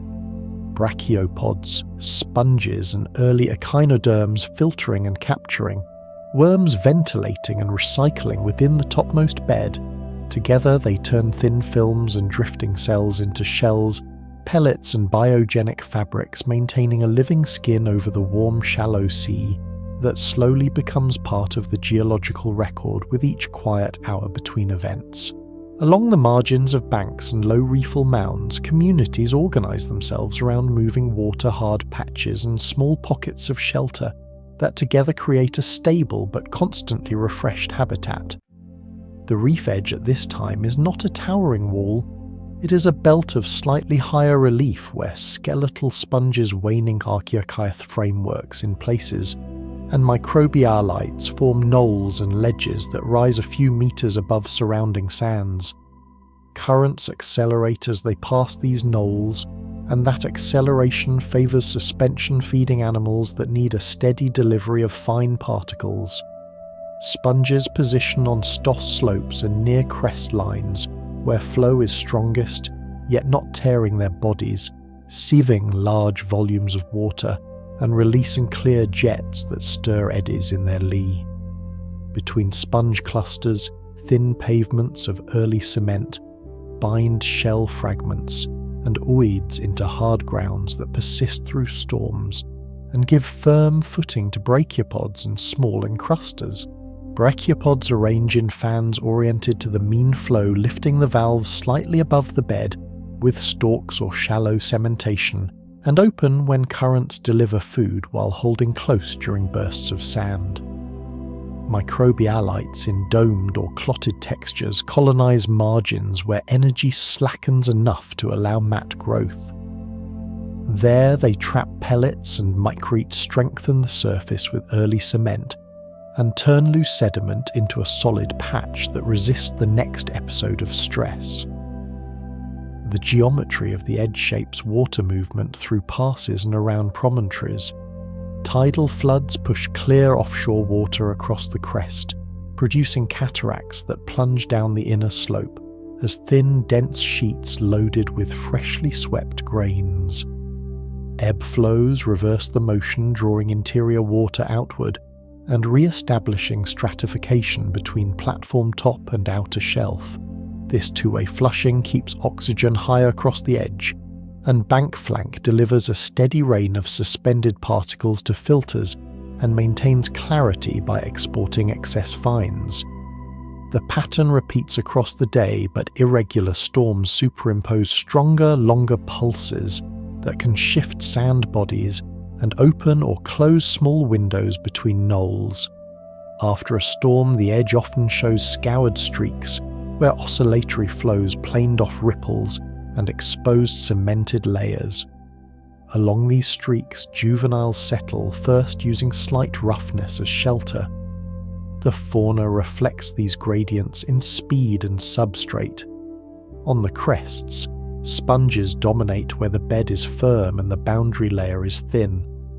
Down the Stoss slope, brachiopods, small echinoderms and hyoliths increase using mixed patches of hard ground and coarse sand. In the wakes of knolls where a flow slows and fine grains settle, deposit feeders work the thin veneers of micrite and organic flakes, and priapulid burrows thread into the stabilized mud. Trilobites patrol along isobaths, where the ratio of firm spots to moving grains suits their gait, and shift laterally at tidal stage to remain in hospitable velocities. The edge also concentrates transients. Radiodonts and other swimming arthropods follow the contour as it bends around bank ends, using the predictable convergence of small prey in shear zones where two currents meet. They probe cavities, and the mouths of small channels cut into the crest by repeated flushing, and their sporadic passes thin, crowded filter fields without altering the long-term balance. The bank flank below the crest host belts of migrating sand waves that respond to the mean downslope component of flow and to tidal reversals. These waves carry ooids, and skeletal sand climb gently during fair weather and leap forward during storms. On their crests, life remains sparse except during slack when foragers move quickly. On their troughs, shell lag accumulates and supports braided rows of brachiopods and small sponges, where the flank intersects older mounds that now lie submerged as roughness. Element's acceleration strips mud and leaves coarse veneers that echo the crest community at lower density. Between ridges, small depressions hold clearer, slower water during peak flows, and in those depressions microbial films drape grains promoting early cement that will later preserve the contour of the wave field as a fossilized ripple set. Chemistry along the edge varies over short distances because the surface alternates between bound cementing patches and mobile sand. On cementing patches during bright hours, intense photosynthesis in thin films raises pH in a skin of water and pore space, enhancing precipitation within the top millimeters.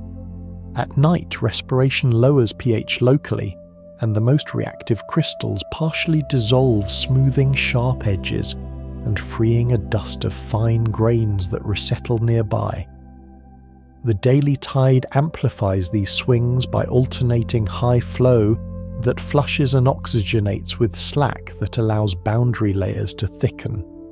Despite these local cycles, the larger water mass remains well oxygenated thanks to continuous exchange with open shelves and the short residence time of water across the edge.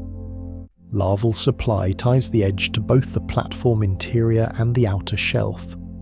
Flood tides carry larvae from offshore into the crest zone. Ebb tides export platform-borne larvae outward. Settlement cues include flow light and surface texture. Hard grounds pitted by earlier cement shrinkage and microboring present microtopography that reduces shear at the scale of a shell or sponge bud, and those pits fill in successive generations with encrusters that further roughen the bed and increase retention. Sandy belts require different strategies. Some larvae settle in the lee of small mounds created by shell fragments, while others postpone settlement until they encounter firmer ground. The result is a patchy mosaic of ages and densities that shifts slowly as bars migrate and as cemented crusts grow and fracture. Bank ends where the rim turns into a pass serve as biodiversity hotspots because multiple flow regimes intersect. Here, flood jets funnel through the opening peel from the edge and spin eddies that alternate sides with tide and wind. Eddies trap particles and distribute them unevenly, so filters on opposite walls experience different feeding rates even across a few meters. Over months, this asymmetry reverses with seasonal changes in wind and wave climate, and the community adjusts by growth and differential mortality rather than by rapid migration. On the inner margin where the crest falls toward the platform, flat flow slows, fines settle, and microbialites increase in coverage. Thrombolytic knolls rise as soft clotted domes around small skeletal cores, baffling the last of the flood and sheltering belts of tiny grazers that scrape films from their surfaces. Early cement laces the upper centimeters of these domes, and desiccation is rare because mean water depth remains above tidal reach. Yet thermal expansion under bright suns still flexes thin crusts that crack with polygonal outlines, later burrowed and softened by foraging. The bank as a whole remains resilient because its building and wasting parts operate together. Weeds grow and roll from crest to flank. Skeletal sand adds during calm and storms. Microbialites bind in lees and on flats. Early cements lock portions of the surface, and periodic resetting by large waves redistributes grains without erasing the framework. A slight rise in sea level shifts fair weather wave base landward, expands microbial belts, and reduces crest migration.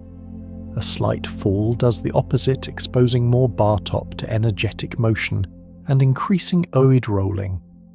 Through such changes, the edge persists as a productive boundary where energy and matter exchange efficiently between platform interior and open shelf. Uncertainties remain in the exact composition of the sponge and calcifying communities from basin to basin, because the record keeps more of their mineralized scaffolds than of soft tissues, yet the functional pattern holds current-facing filters on firm stoss slopes, mixed assemblages on flanks with migrating sand, deposit feeders and microbialites in wakes and inner margins, and roaming arthropod predators tracing the contour where prey concentrates. The reef edge and bank communities thus act as valves and sieves for the shallow sea, routing clear water inward and turbid return outward, fixing grains into rock at points, and letting others pass and sustaining a living veneer that endures constant motion by embracing it one slow growth and one brief pulse at a time. Predators and active foragers range through mid-water and across the seafloor, testing the gradients of light current and shelter that earlier sections set, and their movements stitch the water column to the bed by pulling energy upward and pressing it back down as fragments and wastes. The most conspicuous swimmers in many basins are radiodonts, large arthropod relatives with a flexible trunk bearing lateral swimming flaps, a circular mouth lined with plates, and a pair of jointed frontal appendages studded with spines.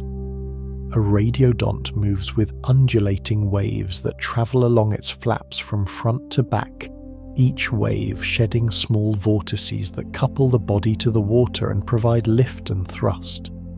The animal trims pitch by tilting the anterior flaps and aims yaw with subtle asymmetry in stroke, while the tail blades act as a rudder that dampens oscillations during fast pursuit. Large compound eyes rise on stalks or sit forward on the head shield. Each eye holds many lenses that sample the light field as a mosaic, giving the swimmer sensitivity to contrast and motion in the dim bluish water below the brightest surface. When a radiodont senses a shape or a flutter of suspended particles, it alters stroke frequency and turns, then extends the frontal appendages in a quick arc. The paired limbs flex inward like traps, their spines interlacing to form a cage that sweeps plankton and small nekton into a grasp before the mouth rotates to receive the catch.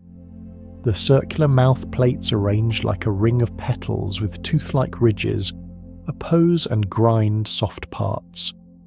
Long-resistant shells are rarer in this plankton-rich sea, so the apparatus works efficiently without crushing thick armour. Some radiodonts specialise in planktivory, filtering small particles, with dense setae along the limb spines, while others target larger prey along the seabed and in mid-water, shifting habit with local abundance as current strength and turbidity change. In clearer belts along bank flanks where internal waves lift cooler layers and concentrate particles, planktivorous forms patrol in slow arcs, their appendages half spread to sieve a steady stream. In slightly murkier channels and lee wakes forms with stouter spines hug the bottom, pouncing on startled arthropods that break cover. Not all hunters are radiodonts. Smaller arthropods with streamlined carapaces and oar-like limbs school in loose bands above the bed, executing short synchronous bursts that confuse a pursuer's optic flow. Their compound eyes, though smaller, at moving edges in the near field, and their backward flick escapes carry them a body length or two, in the time it takes a larger swimmer to redirect. Lobopodians, which are soft-bodied relatives with paired clawed legs and simple head structures, creep over firm grounds and among microbial domes, probing with sensory papillae and seizing small animals with grasping legs. Some lobopodians lift the anterior trunk and sway before striking a motion that may improve depth judgment by comparing views from slightly different angles, and once they secure a worm or a soft-bodied grazer, they brace with posterior legs and pull tearing manageable pieces that they pass to a simple mouth. Priapulid worms operate as both foragers and prey. Burrowed just below the surface, a priapulid averts its spiny proboscis, grips a passing fragment or small infaunal animal and retracts with a sudden snap that leaves a neat feeding pit. During low oxygen intervals on deeper ramps, priapulids retreat to galleries where pore waters remain tolerable, and their activity ventilates those spaces so that when oxygen returns, a patchwork of openings and mounds marks the renewed surface. On the flanks of low mounds and along contour streaks, early echinoderms extend feeding arms into the flow to trap organic fluff and tiny animals, and when radiodonts approach these fragile forms, lower arms and press into shallow pits, minimizing drag until danger passes. Hunting on and near the bed produces feedbacks that shape small-scale topography. Where radiodonts sweep along ripple crests, their flaps kick up thin veils of sand that drift into lee hollows.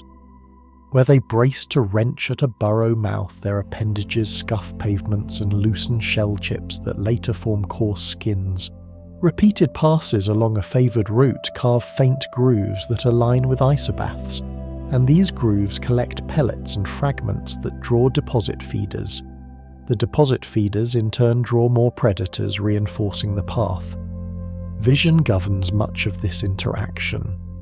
Compound eyes in both hunters and prey read moving patterns more readily than still shapes, so predators exploit contrasts at boundaries where light shifts quickly, such as the edges of internal tide bores and the shadows cast by bar crests at low sun.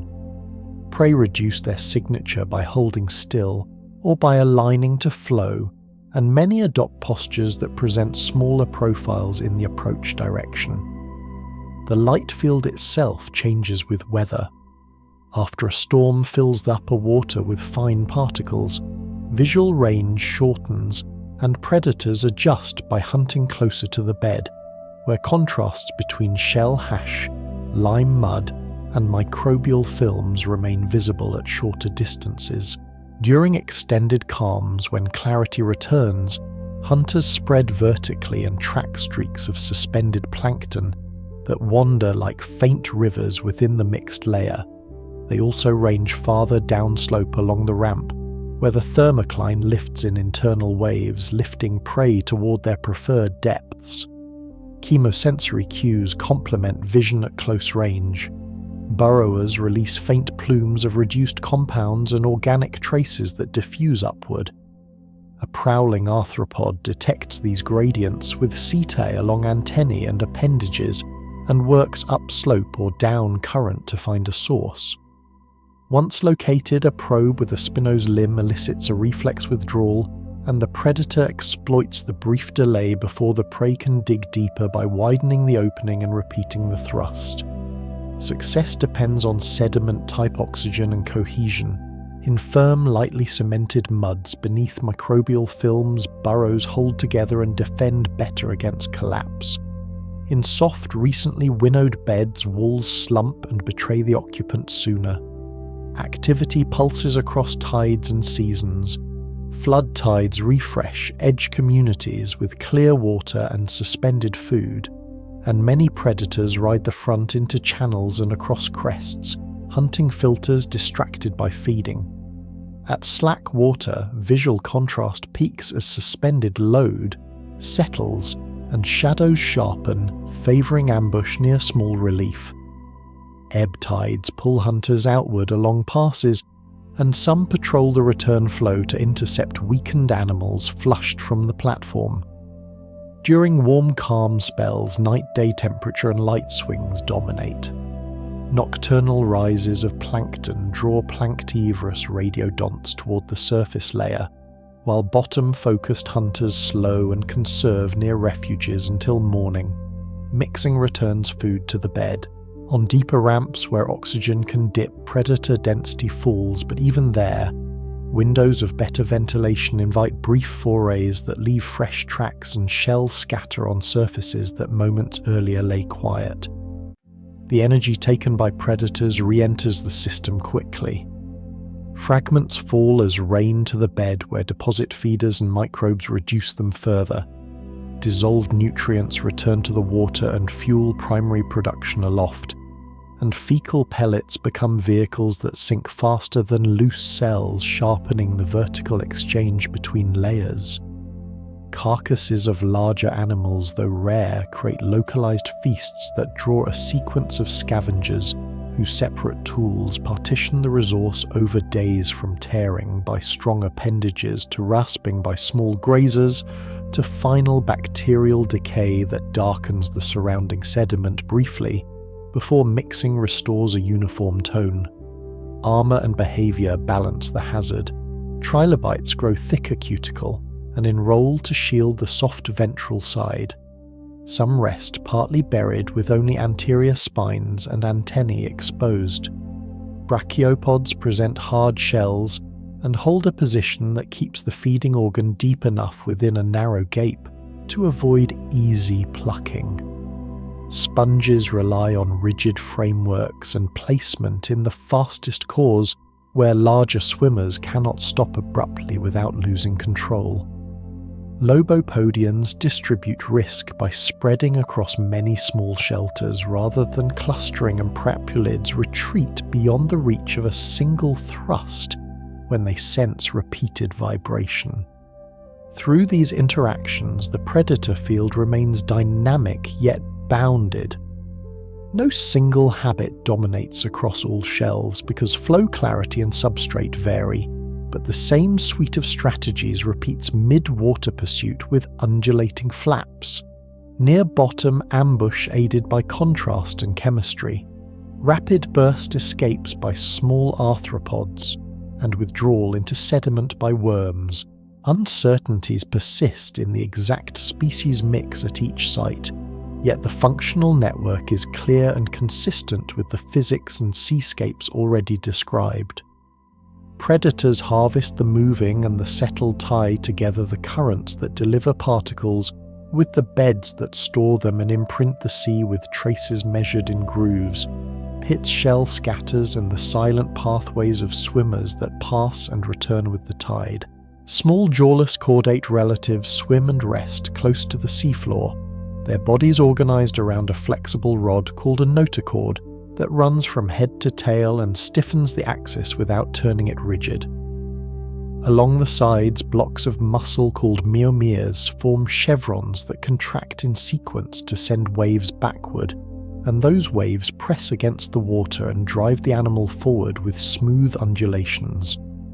A dorsal nerve cord lies above the notochord, protected by soft tissues rather than by hard vertebrae, and simple segmental nerves branch toward the flanks.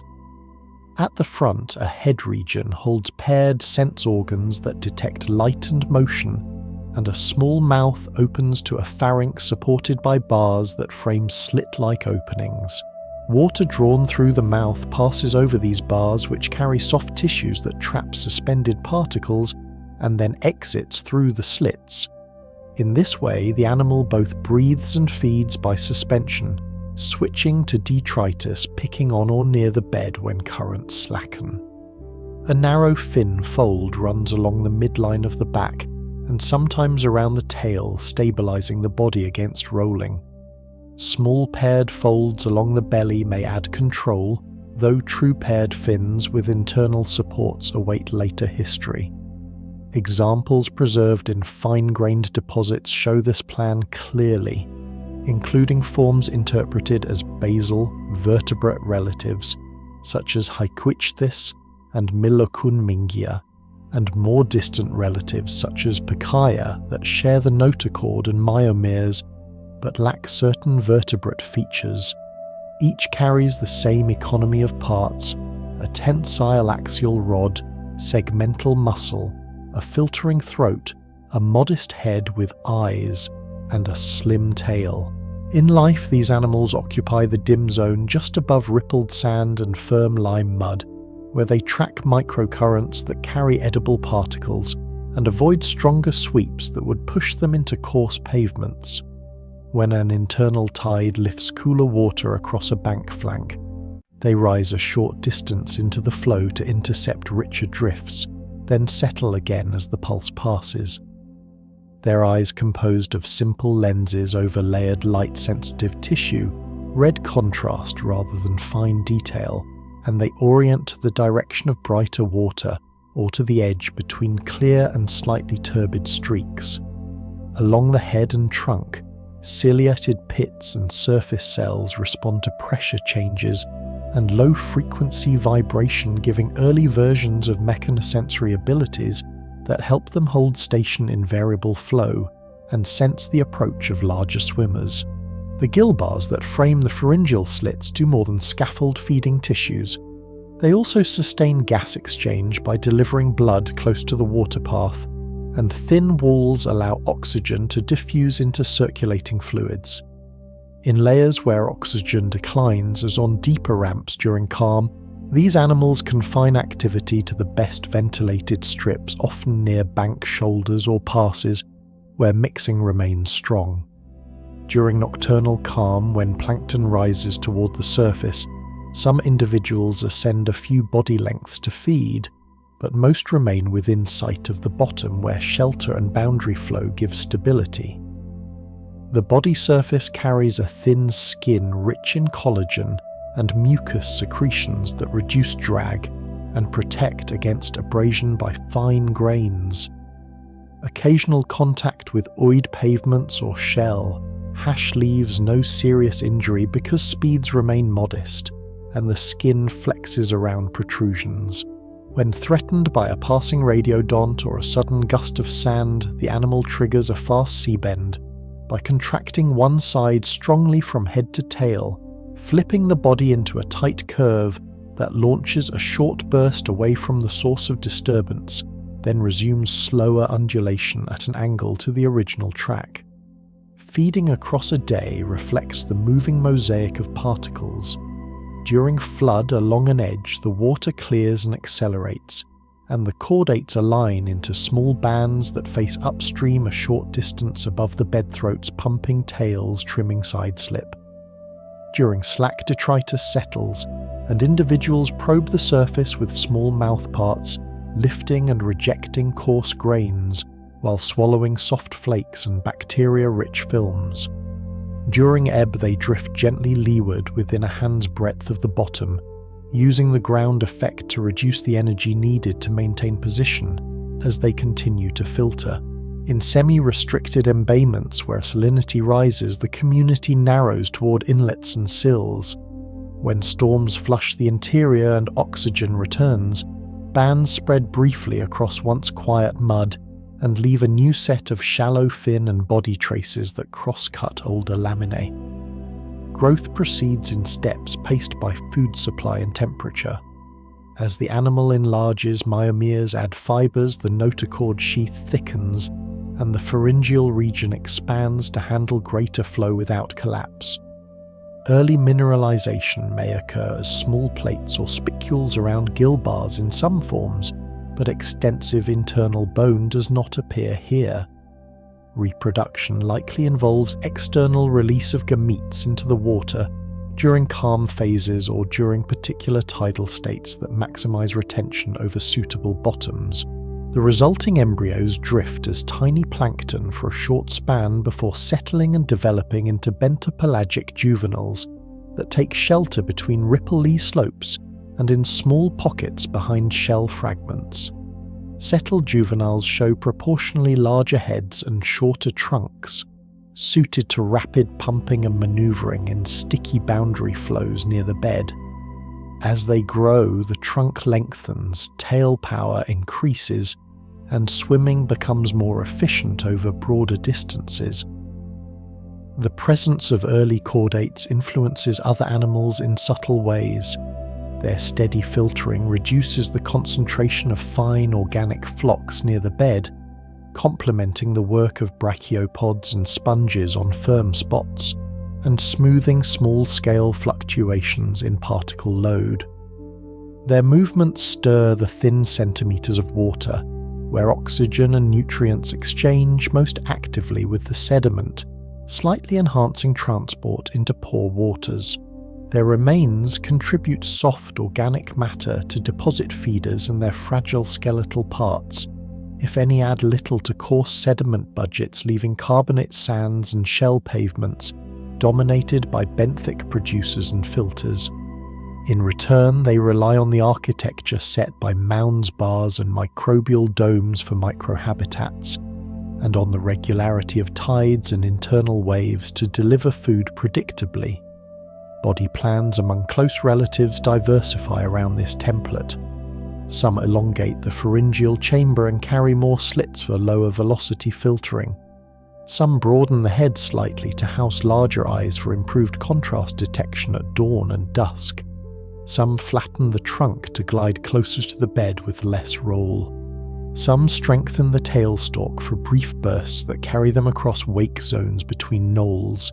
Even among these variants, common engineering constraints hold attention. Bearing notochord must resist axial compression during strokes. Segmental muscle must anchor in sheets that spread forces without tearing. A soft head must balance sensory gain with minimal drag. And breathing through a filtering throat must avoid clogging in turbulent periods. When fine ash from a distant eruption settles through the water, many individuals descend to the calmer skin just above the bed, where the layer is thinnest, or retreat into slight depressions behind grains to let the pulse pass. Afterward, they resume filtering as ash dissolves and sinks. When dust delivers trace metals and stimulates surface production, a lag of hours to days brings richer flakes to the seabed, and feeding intensifies until grazers and filters downstream again. Lower suspended load. In clear water over platform interiors, these animals are easiest to see their slim shapes casting faint shadows on oolitic bars at low sun. On deeper ramps with frequent low oxygen layers, they persist in narrow belts tied to mixing corridors and bank shoulders. The fossil record of these bodies is necessarily patchy, because soft tissues decay rapidly, and preservation demands rapid burial in fine sediment under quiet water. Yet where those conditions occur, the impressions confirm the anatomy and proportions inferred here. Uncertainty remains in the exact phylogenetic positions of some forms and in the full extent of their diversity across separate basins, but the functional picture is robust.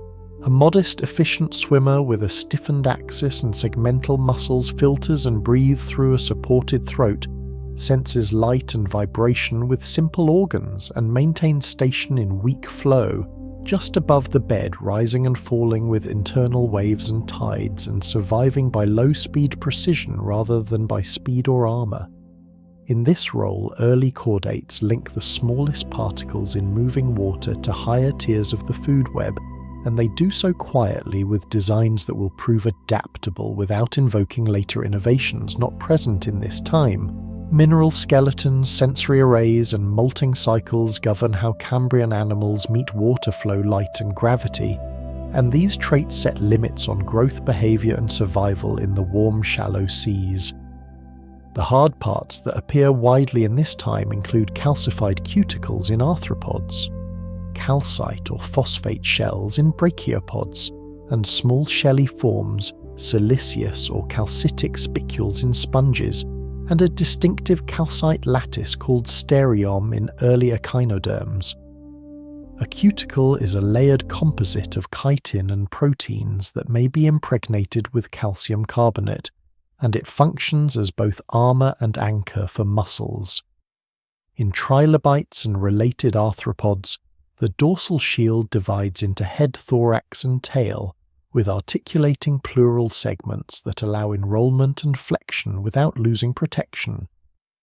The ventral side carries softer plates that permit limb motion, and house gills along the bases, where thin membranes fold and unfold to exchange gases as water passes. Because a rigid cuticle cannot grow continuously, these animals molt. Molting or ecdysis proceeds when new cuticle forms. Beneath the old, a fluid loosens the bonds that tie the old layer to the epidermis, and a line of weakness opens along sutures. The animal then expands by water uptake and muscle effort to split the old shell and withdraw appendages in sequence. Fresh cuticle hardens over hours to days as ions move from the fluid and from stored reservoirs to reprecipitate mineral and reset stiffness. During this window, the body stands, soft postures flatten, and behaviour shifts toward concealment. Tracks record shorter steps and deeper impressions as joints move under lower resistance, and shell pavements near shelter show clusters of paired exuviae where earlier molts accumulated. Growth thus proceeds in steps rather than smooth curves, with each molt adding width and length according to a ratio set by the species. The timing links to temperature, food, and internal condition. In warm, stable belts with steady food intervals shorten, while on deeper ramps or under low oxygen they lengthen. Trilobite eyes illustrate how skeleton and sense integrate with water optics. Their compound eyes consist of many small lenses arranged on curved surfaces. In this time, the lenses themselves are calcite crystals set into the cuticle, each lens covering a photoreceptive unit that reports contrast. The crystal orientation reduces double images and focuses through water, while the spacing and size of ommatidia control sensitivity and resolution. Animals from clearer, brighter belts favour smaller, more numerous lenses that enhance resolution. Those from dimmer water carry larger facets that gather more light. Some species develop crescent or towered eyes that look forward and downward at once, sampling the boundary between water and bed where food and danger both concentrate. Near the eyes, long antennae arise from the head and sweep the flow. Along these feelers stand arrays of setae that bend under shear and vibrate with pressure waves, giving a map of current, speed, and direction, and other setae carry pores that admit dissolved compounds and signal food or alarm. Limb bases carry further setae that sense substrate contact so that a trilobite reads the bed grain by grain, adjusting step height and body angle to hold a low efficient stance over ripples and shells. Brachiopod skeleton and sense follow a different plan. The two valves, typically calcite in many lineages of this time, enclose a mantle cavity where a lopophore supports ciliated tentacles that filter food. Calcite prisms grow under mantle control into shells with growth lines that track seasons and events. The hinge and muscle scars inside record how valves open against a ligament and close with paired muscles, and the overall shape balances stability and currents, with the need to lift the feeding organ into clean flow. Sensory cells line the mantle edge and respond to touch and chemistry. When grains accumulate or when a shadow approaches valves, narrow slightly to cut turbulence and guard the filtering surfaces. Echinoderms build in calcite too, but in an open framework of tiny interlocking ossicles that allow light bodies with many appendages. Their tube feet extend from internal water canals, adhere by suction or glue like secretions, and release quickly. Stereom provides rigidity without great mass, and its porosity permits living tissues to occupy the lattice. Touch and chemosensory cells on tube feet and arms detect currents and food-rich fluff, while the overall 5-part symmetry stabilizes posture and distributes forces evenly. When storms pass, ossicles and spines shed and accumulate in grit that mixes with shell debris along flanks, making pavements that later stabilize currents for new settlers. Sponge skeletons arise from silica or calcite spicules cemented in organic matrix.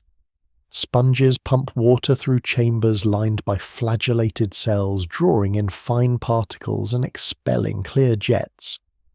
Mechanical sense in sponges is simple, but effective cells respond to deformation and adjust pumping to avoid clogging, and when flow accelerates over knolls, the skeletal framework resists collapse and maintains pore space. Microbialites do not sense, but their layered and clotted fabrics create roughness that modifies boundary layers, slowing near bed water and allowing larvae and small settlers to hold.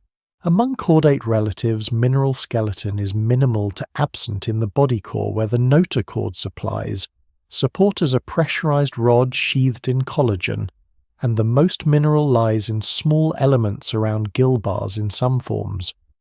Eyes and mechanosensory pits dominate sense, and a thin skin rich in mucus both streamlines and protects. In these animals, growth proceeds without molt, and vulnerability rises instead during disease during shifts to poor oxygen or under unusual turbidity that interferes with feeding. Sensory integration across groups reflects the underwater light and flow field.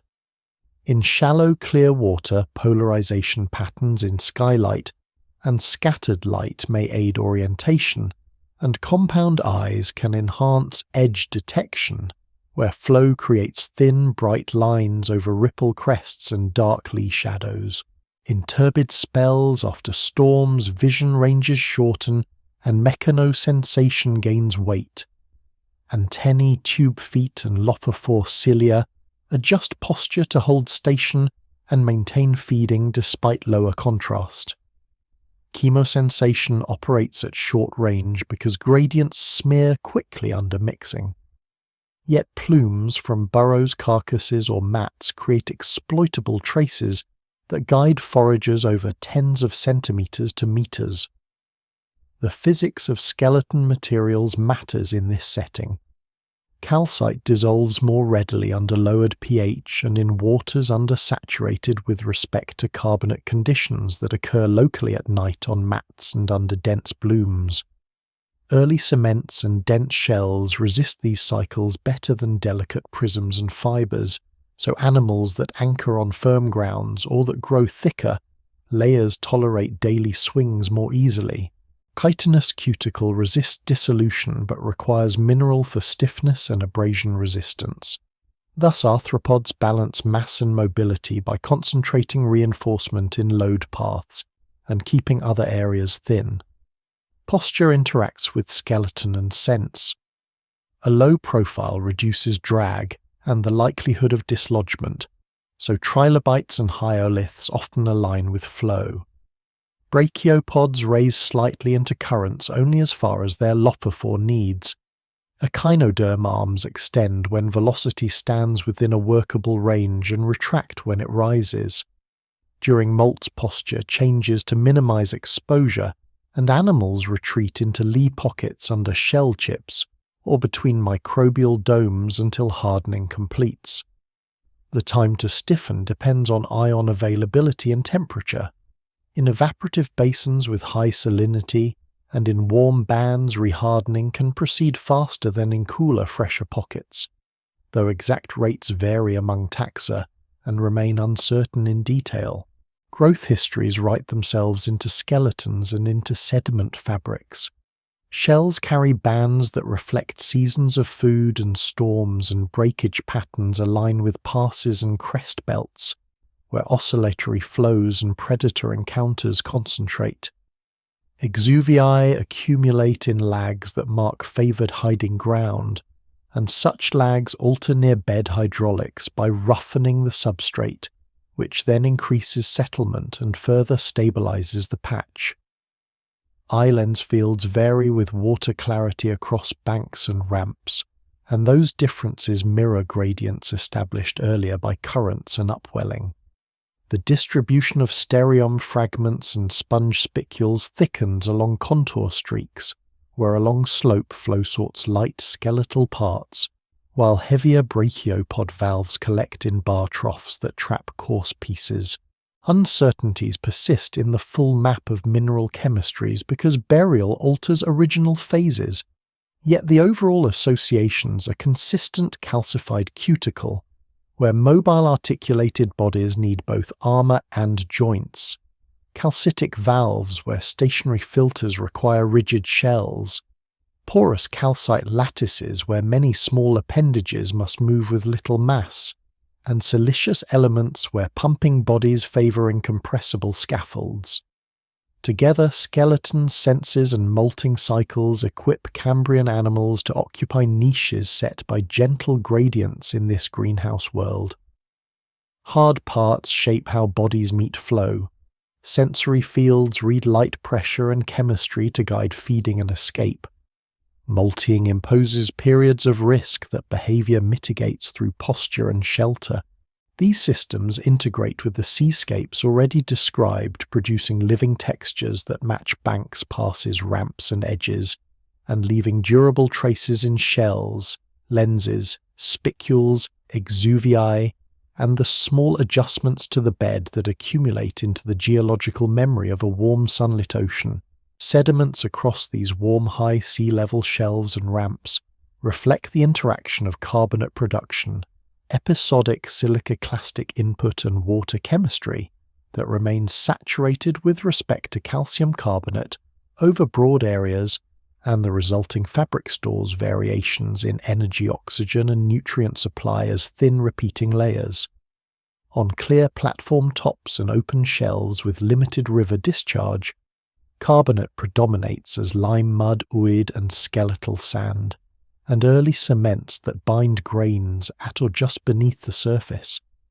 Lime mud originates from a mix of sources micritic crystals that precipitate directly in supersaturated water, fine debris from the erosion of microbialites and skeletal parts and fecal pellets that package suspended particles into sinkable grains.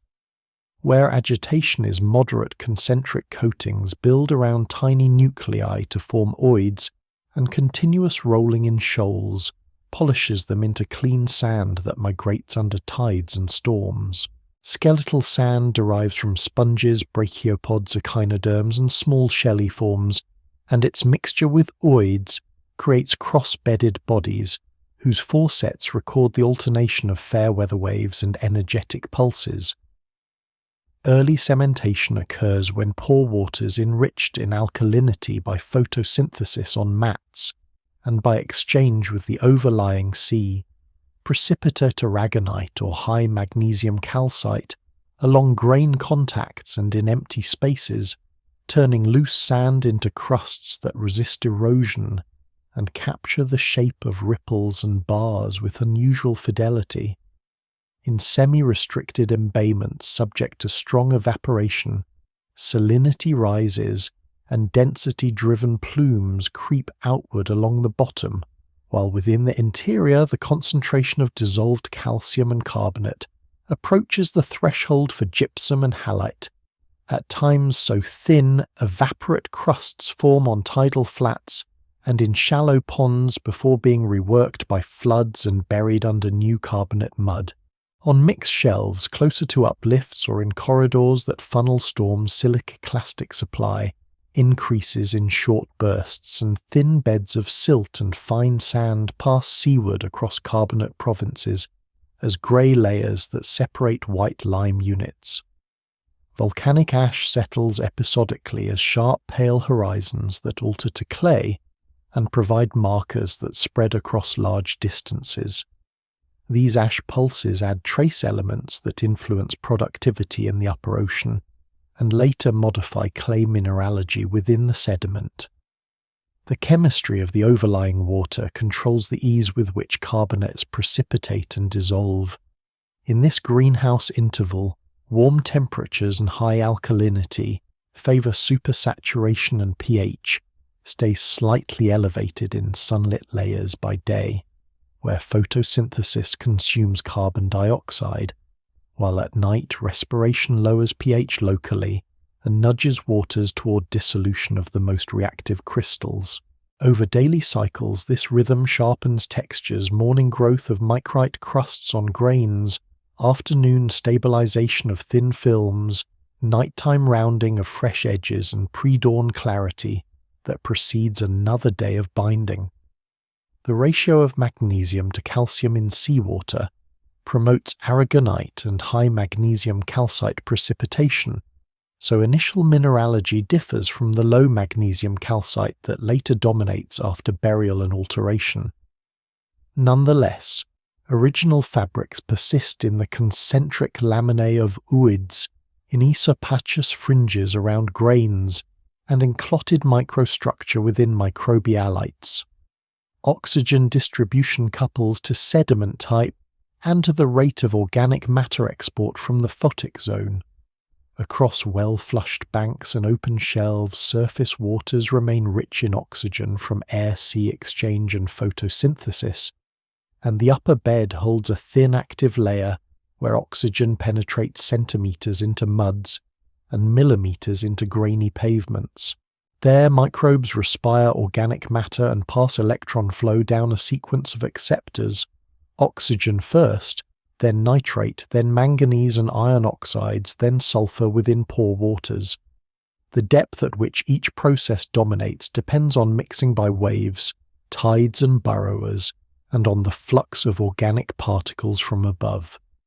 Where the flux runs high and mixing wanes during calm oxygen, drops quickly below the surface, and reduced species accumulate, promoting dissolution of some iron minerals and precipitation of iron sulfides that darken laminae.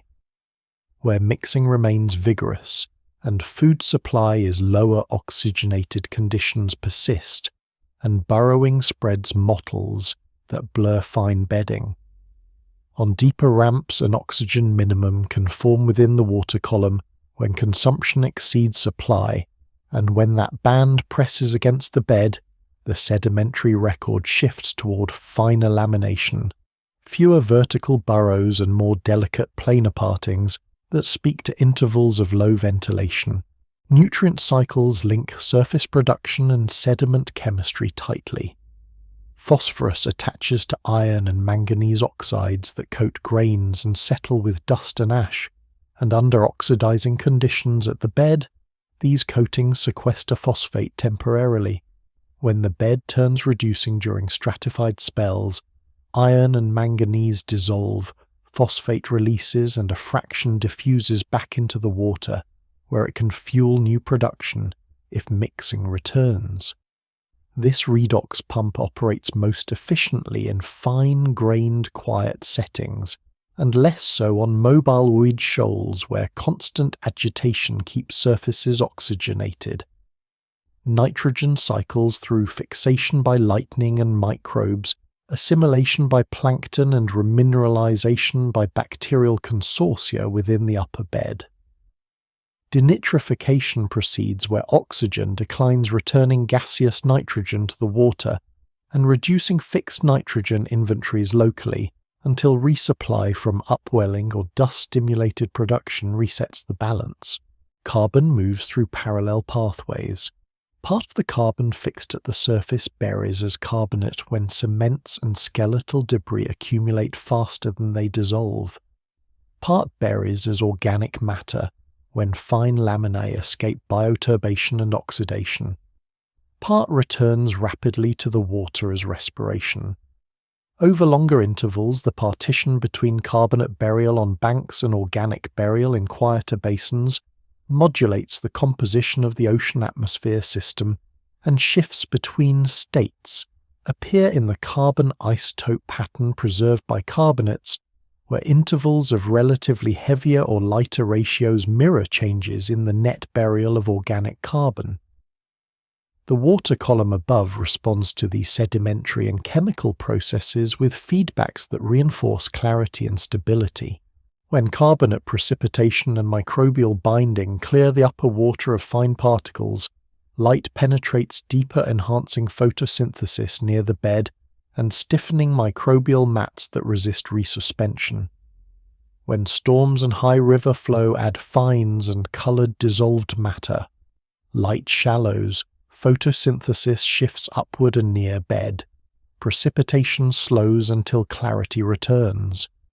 Trace elements arrive with dust and ash and influence the efficiency of photosynthesis and nitrogen cycling, and their brief enrichments propagate downward as pulses of organic rain that sharpen redox contrasts and leave subtle bands of distinct mineralogy in pore spaces.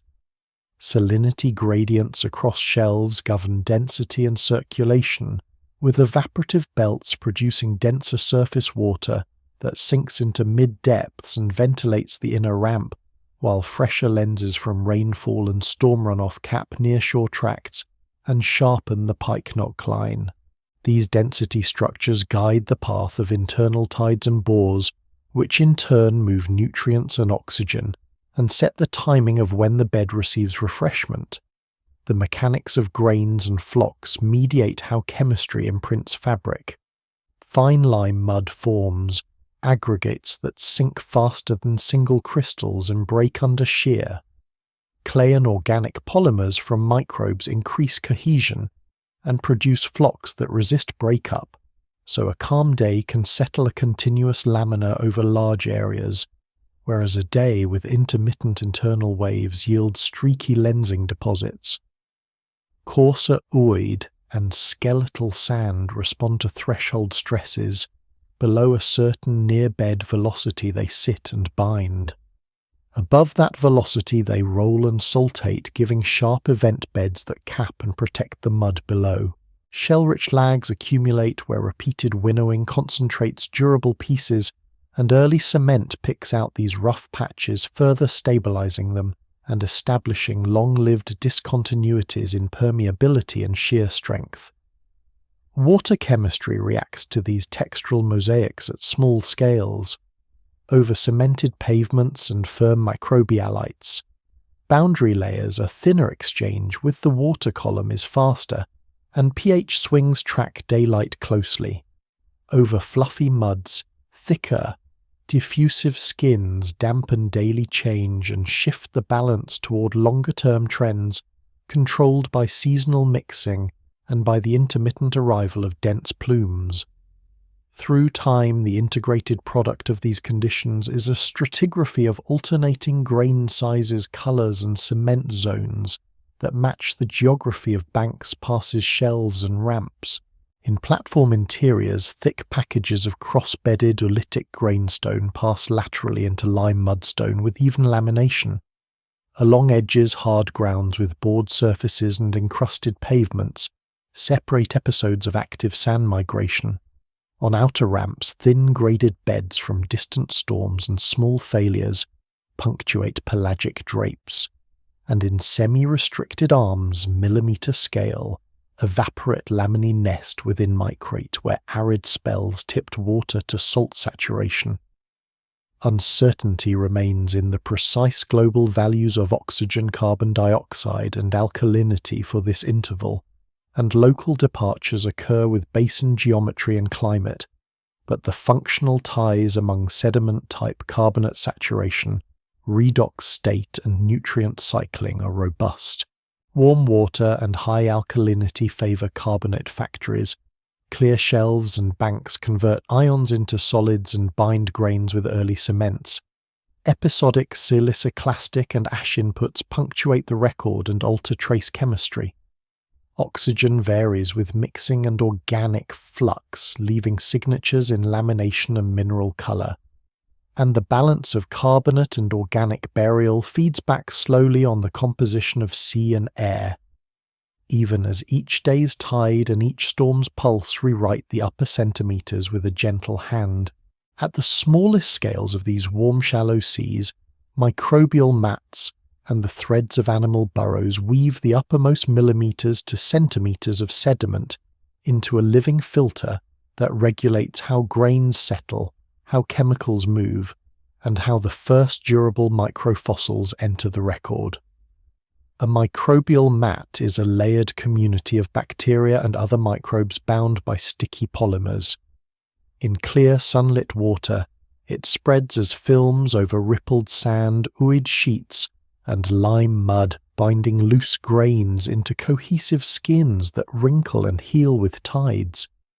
During bright hours, photosynthetic layers near the surface produce oxygen and raise pH in a thin boundary zone favouring precipitation of micrite that stiffens the mat's top. After dusk, respiration consumes oxygen and lowers pH, nudging the most reactive crystals toward partial dissolution. This daily swing builds a microtopography of faint ridges, pits, and shrinkage cracks that repeats across bar tops and flats, and when a storm passes, torn chips of mat settle as cohesive clasts that later fuse into pavements with early cement, preserving the texture of the surface as if pressed under a sheet. Where flow remains, gentle mats develop into stromatolites with thin, even laminae, or into thrombolites with clotted internal fabric. Both baffle near bed water, slow the fall of fine particles, and promote carbonate precipitation within pores. In semi-restricted embayments, mats line tidal rills and the interiors of shallow ponds. Their evaporation can leave thin crusts of evaporate crystals that grow and then crumble as floods return, adding a delicate salt signature to the mat-bound micrite below. Animals interact continually with this microbial skin. Tiny tracks and grazed patches show where trilobites and small crustaceans scraped films, reducing cohesion and letting ripples reform under light flows. Priapulid worms and other infauna perforate the mat with shallow shafts and galleries, venting pore waters and mixing oxygen downward. This bioturbation moderates chemical gradients that otherwise sharpen under strong mat growth, and the pattern in the sediment switches between finely laminated intervals during low activity and mottled blended textures during vigorous foraging. In deeper or seasonally stratified sectors where oxygen declines, burrows narrow and shorten. When ventilation improves new shafts, cross-cut older laminae, and restore exchange. At scales below eye resolution, the interface between water and sediment hosts steep gradients in oxygen sulfide and pH. Within a few millimeters, oxygen falls from surface saturation to near zero, where organic matter supply runs high. Their microbes switch from oxygen to nitrate manganese and iron oxides, and finally sulfate to respire carbon. The sequence leaves minerals in layers, thin rinds of iron and manganese oxides around grains where oxygen persists zones with dissolved iron that later reprecipitates as red-brown coatings when conditions swing back, and tiny spheres of iron sulfide called framboids where sulfate reduction dominates. The sizes and distributions of these minerals encode the tempo of mixing, and the strength of the redox pump and early cements thread through them as crystals nucleate on reactive surfaces. Microfossils record plankton and the tiniest builders in parallel. Organic walled cysts produced by planktonic eukaryotes grouped later under the term acritarchs settle into thin laminae and accumulate in quiet water, their resilient walls surviving compaction that flattens softer debris. On carbonate banks, flecks of calcified plankton are sparse compared with later ages, but fine lime mud grown in the water or released by microbialites settles as micrite that entombs small shells and spicules. Sponge spicules, whether siliceous or calcitic, break into needles that mix with lime, silt and clay from dust and ash. Early echinoderm ossicles shed from fragile bodies contribute porous calcite grains that resist dissolution in these saturated waters and gather along contour streaks and in lee pockets. Small shelly fossils, including fragments of tubular and cap-like forms with phosphate or carbonate walls, pepper certain horizons where currents winnow and concentrate durable pieces. These micro-remains, together with fecal pellets that package fine particles, create a fine-scale fabric that responds to even weak flows. Pellets roll into hollows and line ripple troughs. Shells and spicules jam into interstices and stiffen the bed. Mat-bound laminae bridge grains and reduce erodibility until grazers and storms reset the surface. The exchange of chemicals across the mat-sediment interface feeds back on water properties above. Where mats thicken and daytime photosynthesis drives pH higher in boundary layers, carbonate saturation rises locally, and microcrystalline crusts grow around grains, adding to early cement inventories. At night, respiration releases carbon dioxide and dissolves the freshest micrite, returning alkalinity to the water and smoothing sharp edges. Over weeks, this cycle can build serpaceous fringes that coat grains evenly in sheltered pockets, and when suspended load clears, light penetrates deeper, letting photosynthetic layers extend a little farther into the bed and strengthen the crust against moderate flows. In places where fine ash falls, the surface turns drab as glass shards and altered clay cap the mat. Microbes colonize the new skin, rapidly exuding polymers that trap shards and prevent their resuspension. As ash dissolves, trace elements release, and pulses of nutrient reach the upper water, that later return as a slightly richer rain of organic flakes, boosting respiration at depth until mixing resumes. Dust behaves similarly, but with smaller chemical effect. It provides surfaces for micrite to nucleate, and seeds thin laminae that can be traced across distances far larger than the scale of any one mat patch. Internal waves and bores that cross banks at tidal frequencies tug the boundary layers over mats and burrow fields, thickening and thinning them through the day. When a bore brings cooler, slightly nutrient-richer water, upward, mats respond with higher photosynthesis during the bright interval, and a sharper oxygen cap forms above a thinner, more reducing sublayer. When the bore retreats, stratification relaxes and diffusion deepens oxygen again. These oscillations leave microbands rich in early cement and framboids respectively when preserved under later burial. The architecture of burrow networks reflects both species behavior and the physics of the bed. In lime mud, burrows branch gently and turn back toward the surface at short intervals to maintain ventilation.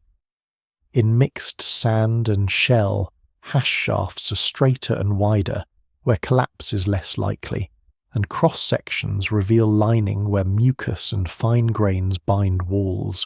Where oxygen minimum layers press, close vertical galleries are fewer, and shallow and horizontal runs dominate near the surface.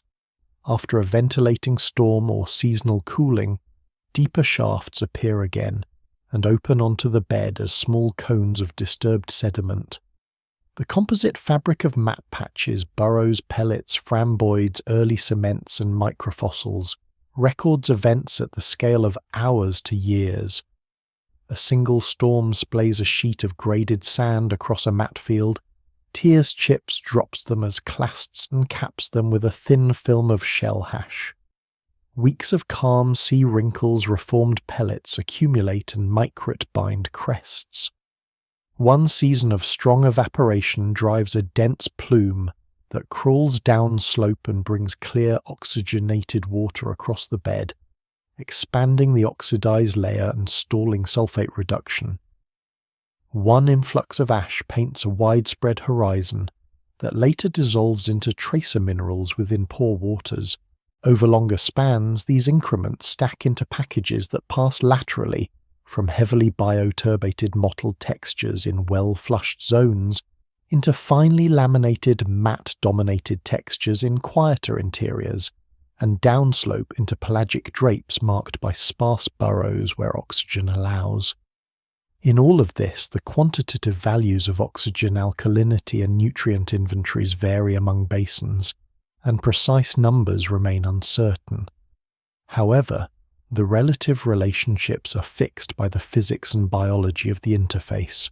Mats increase cohesion, promote near-surface precipitation by daytime photosynthesis, and impose sharp chemical gradients. Burrowers relax those gradients and recycle carbon and nutrients through the pore network. Microfossils concentrate where energy wanes and where early cements trap them. And the whole thin skin at the top of the seabed converts the broad, gentle signals of tides, internal waves, dust and storms into finely banded rock that will persist far beyond the lifespans that created it. At 500 million years ago, with high sea level and widespread shelves, this microscale machinery extends over vast areas, giving the warm, clear sea a quiet but powerful way to store its motions and its living work in the smallest layers that can still be read.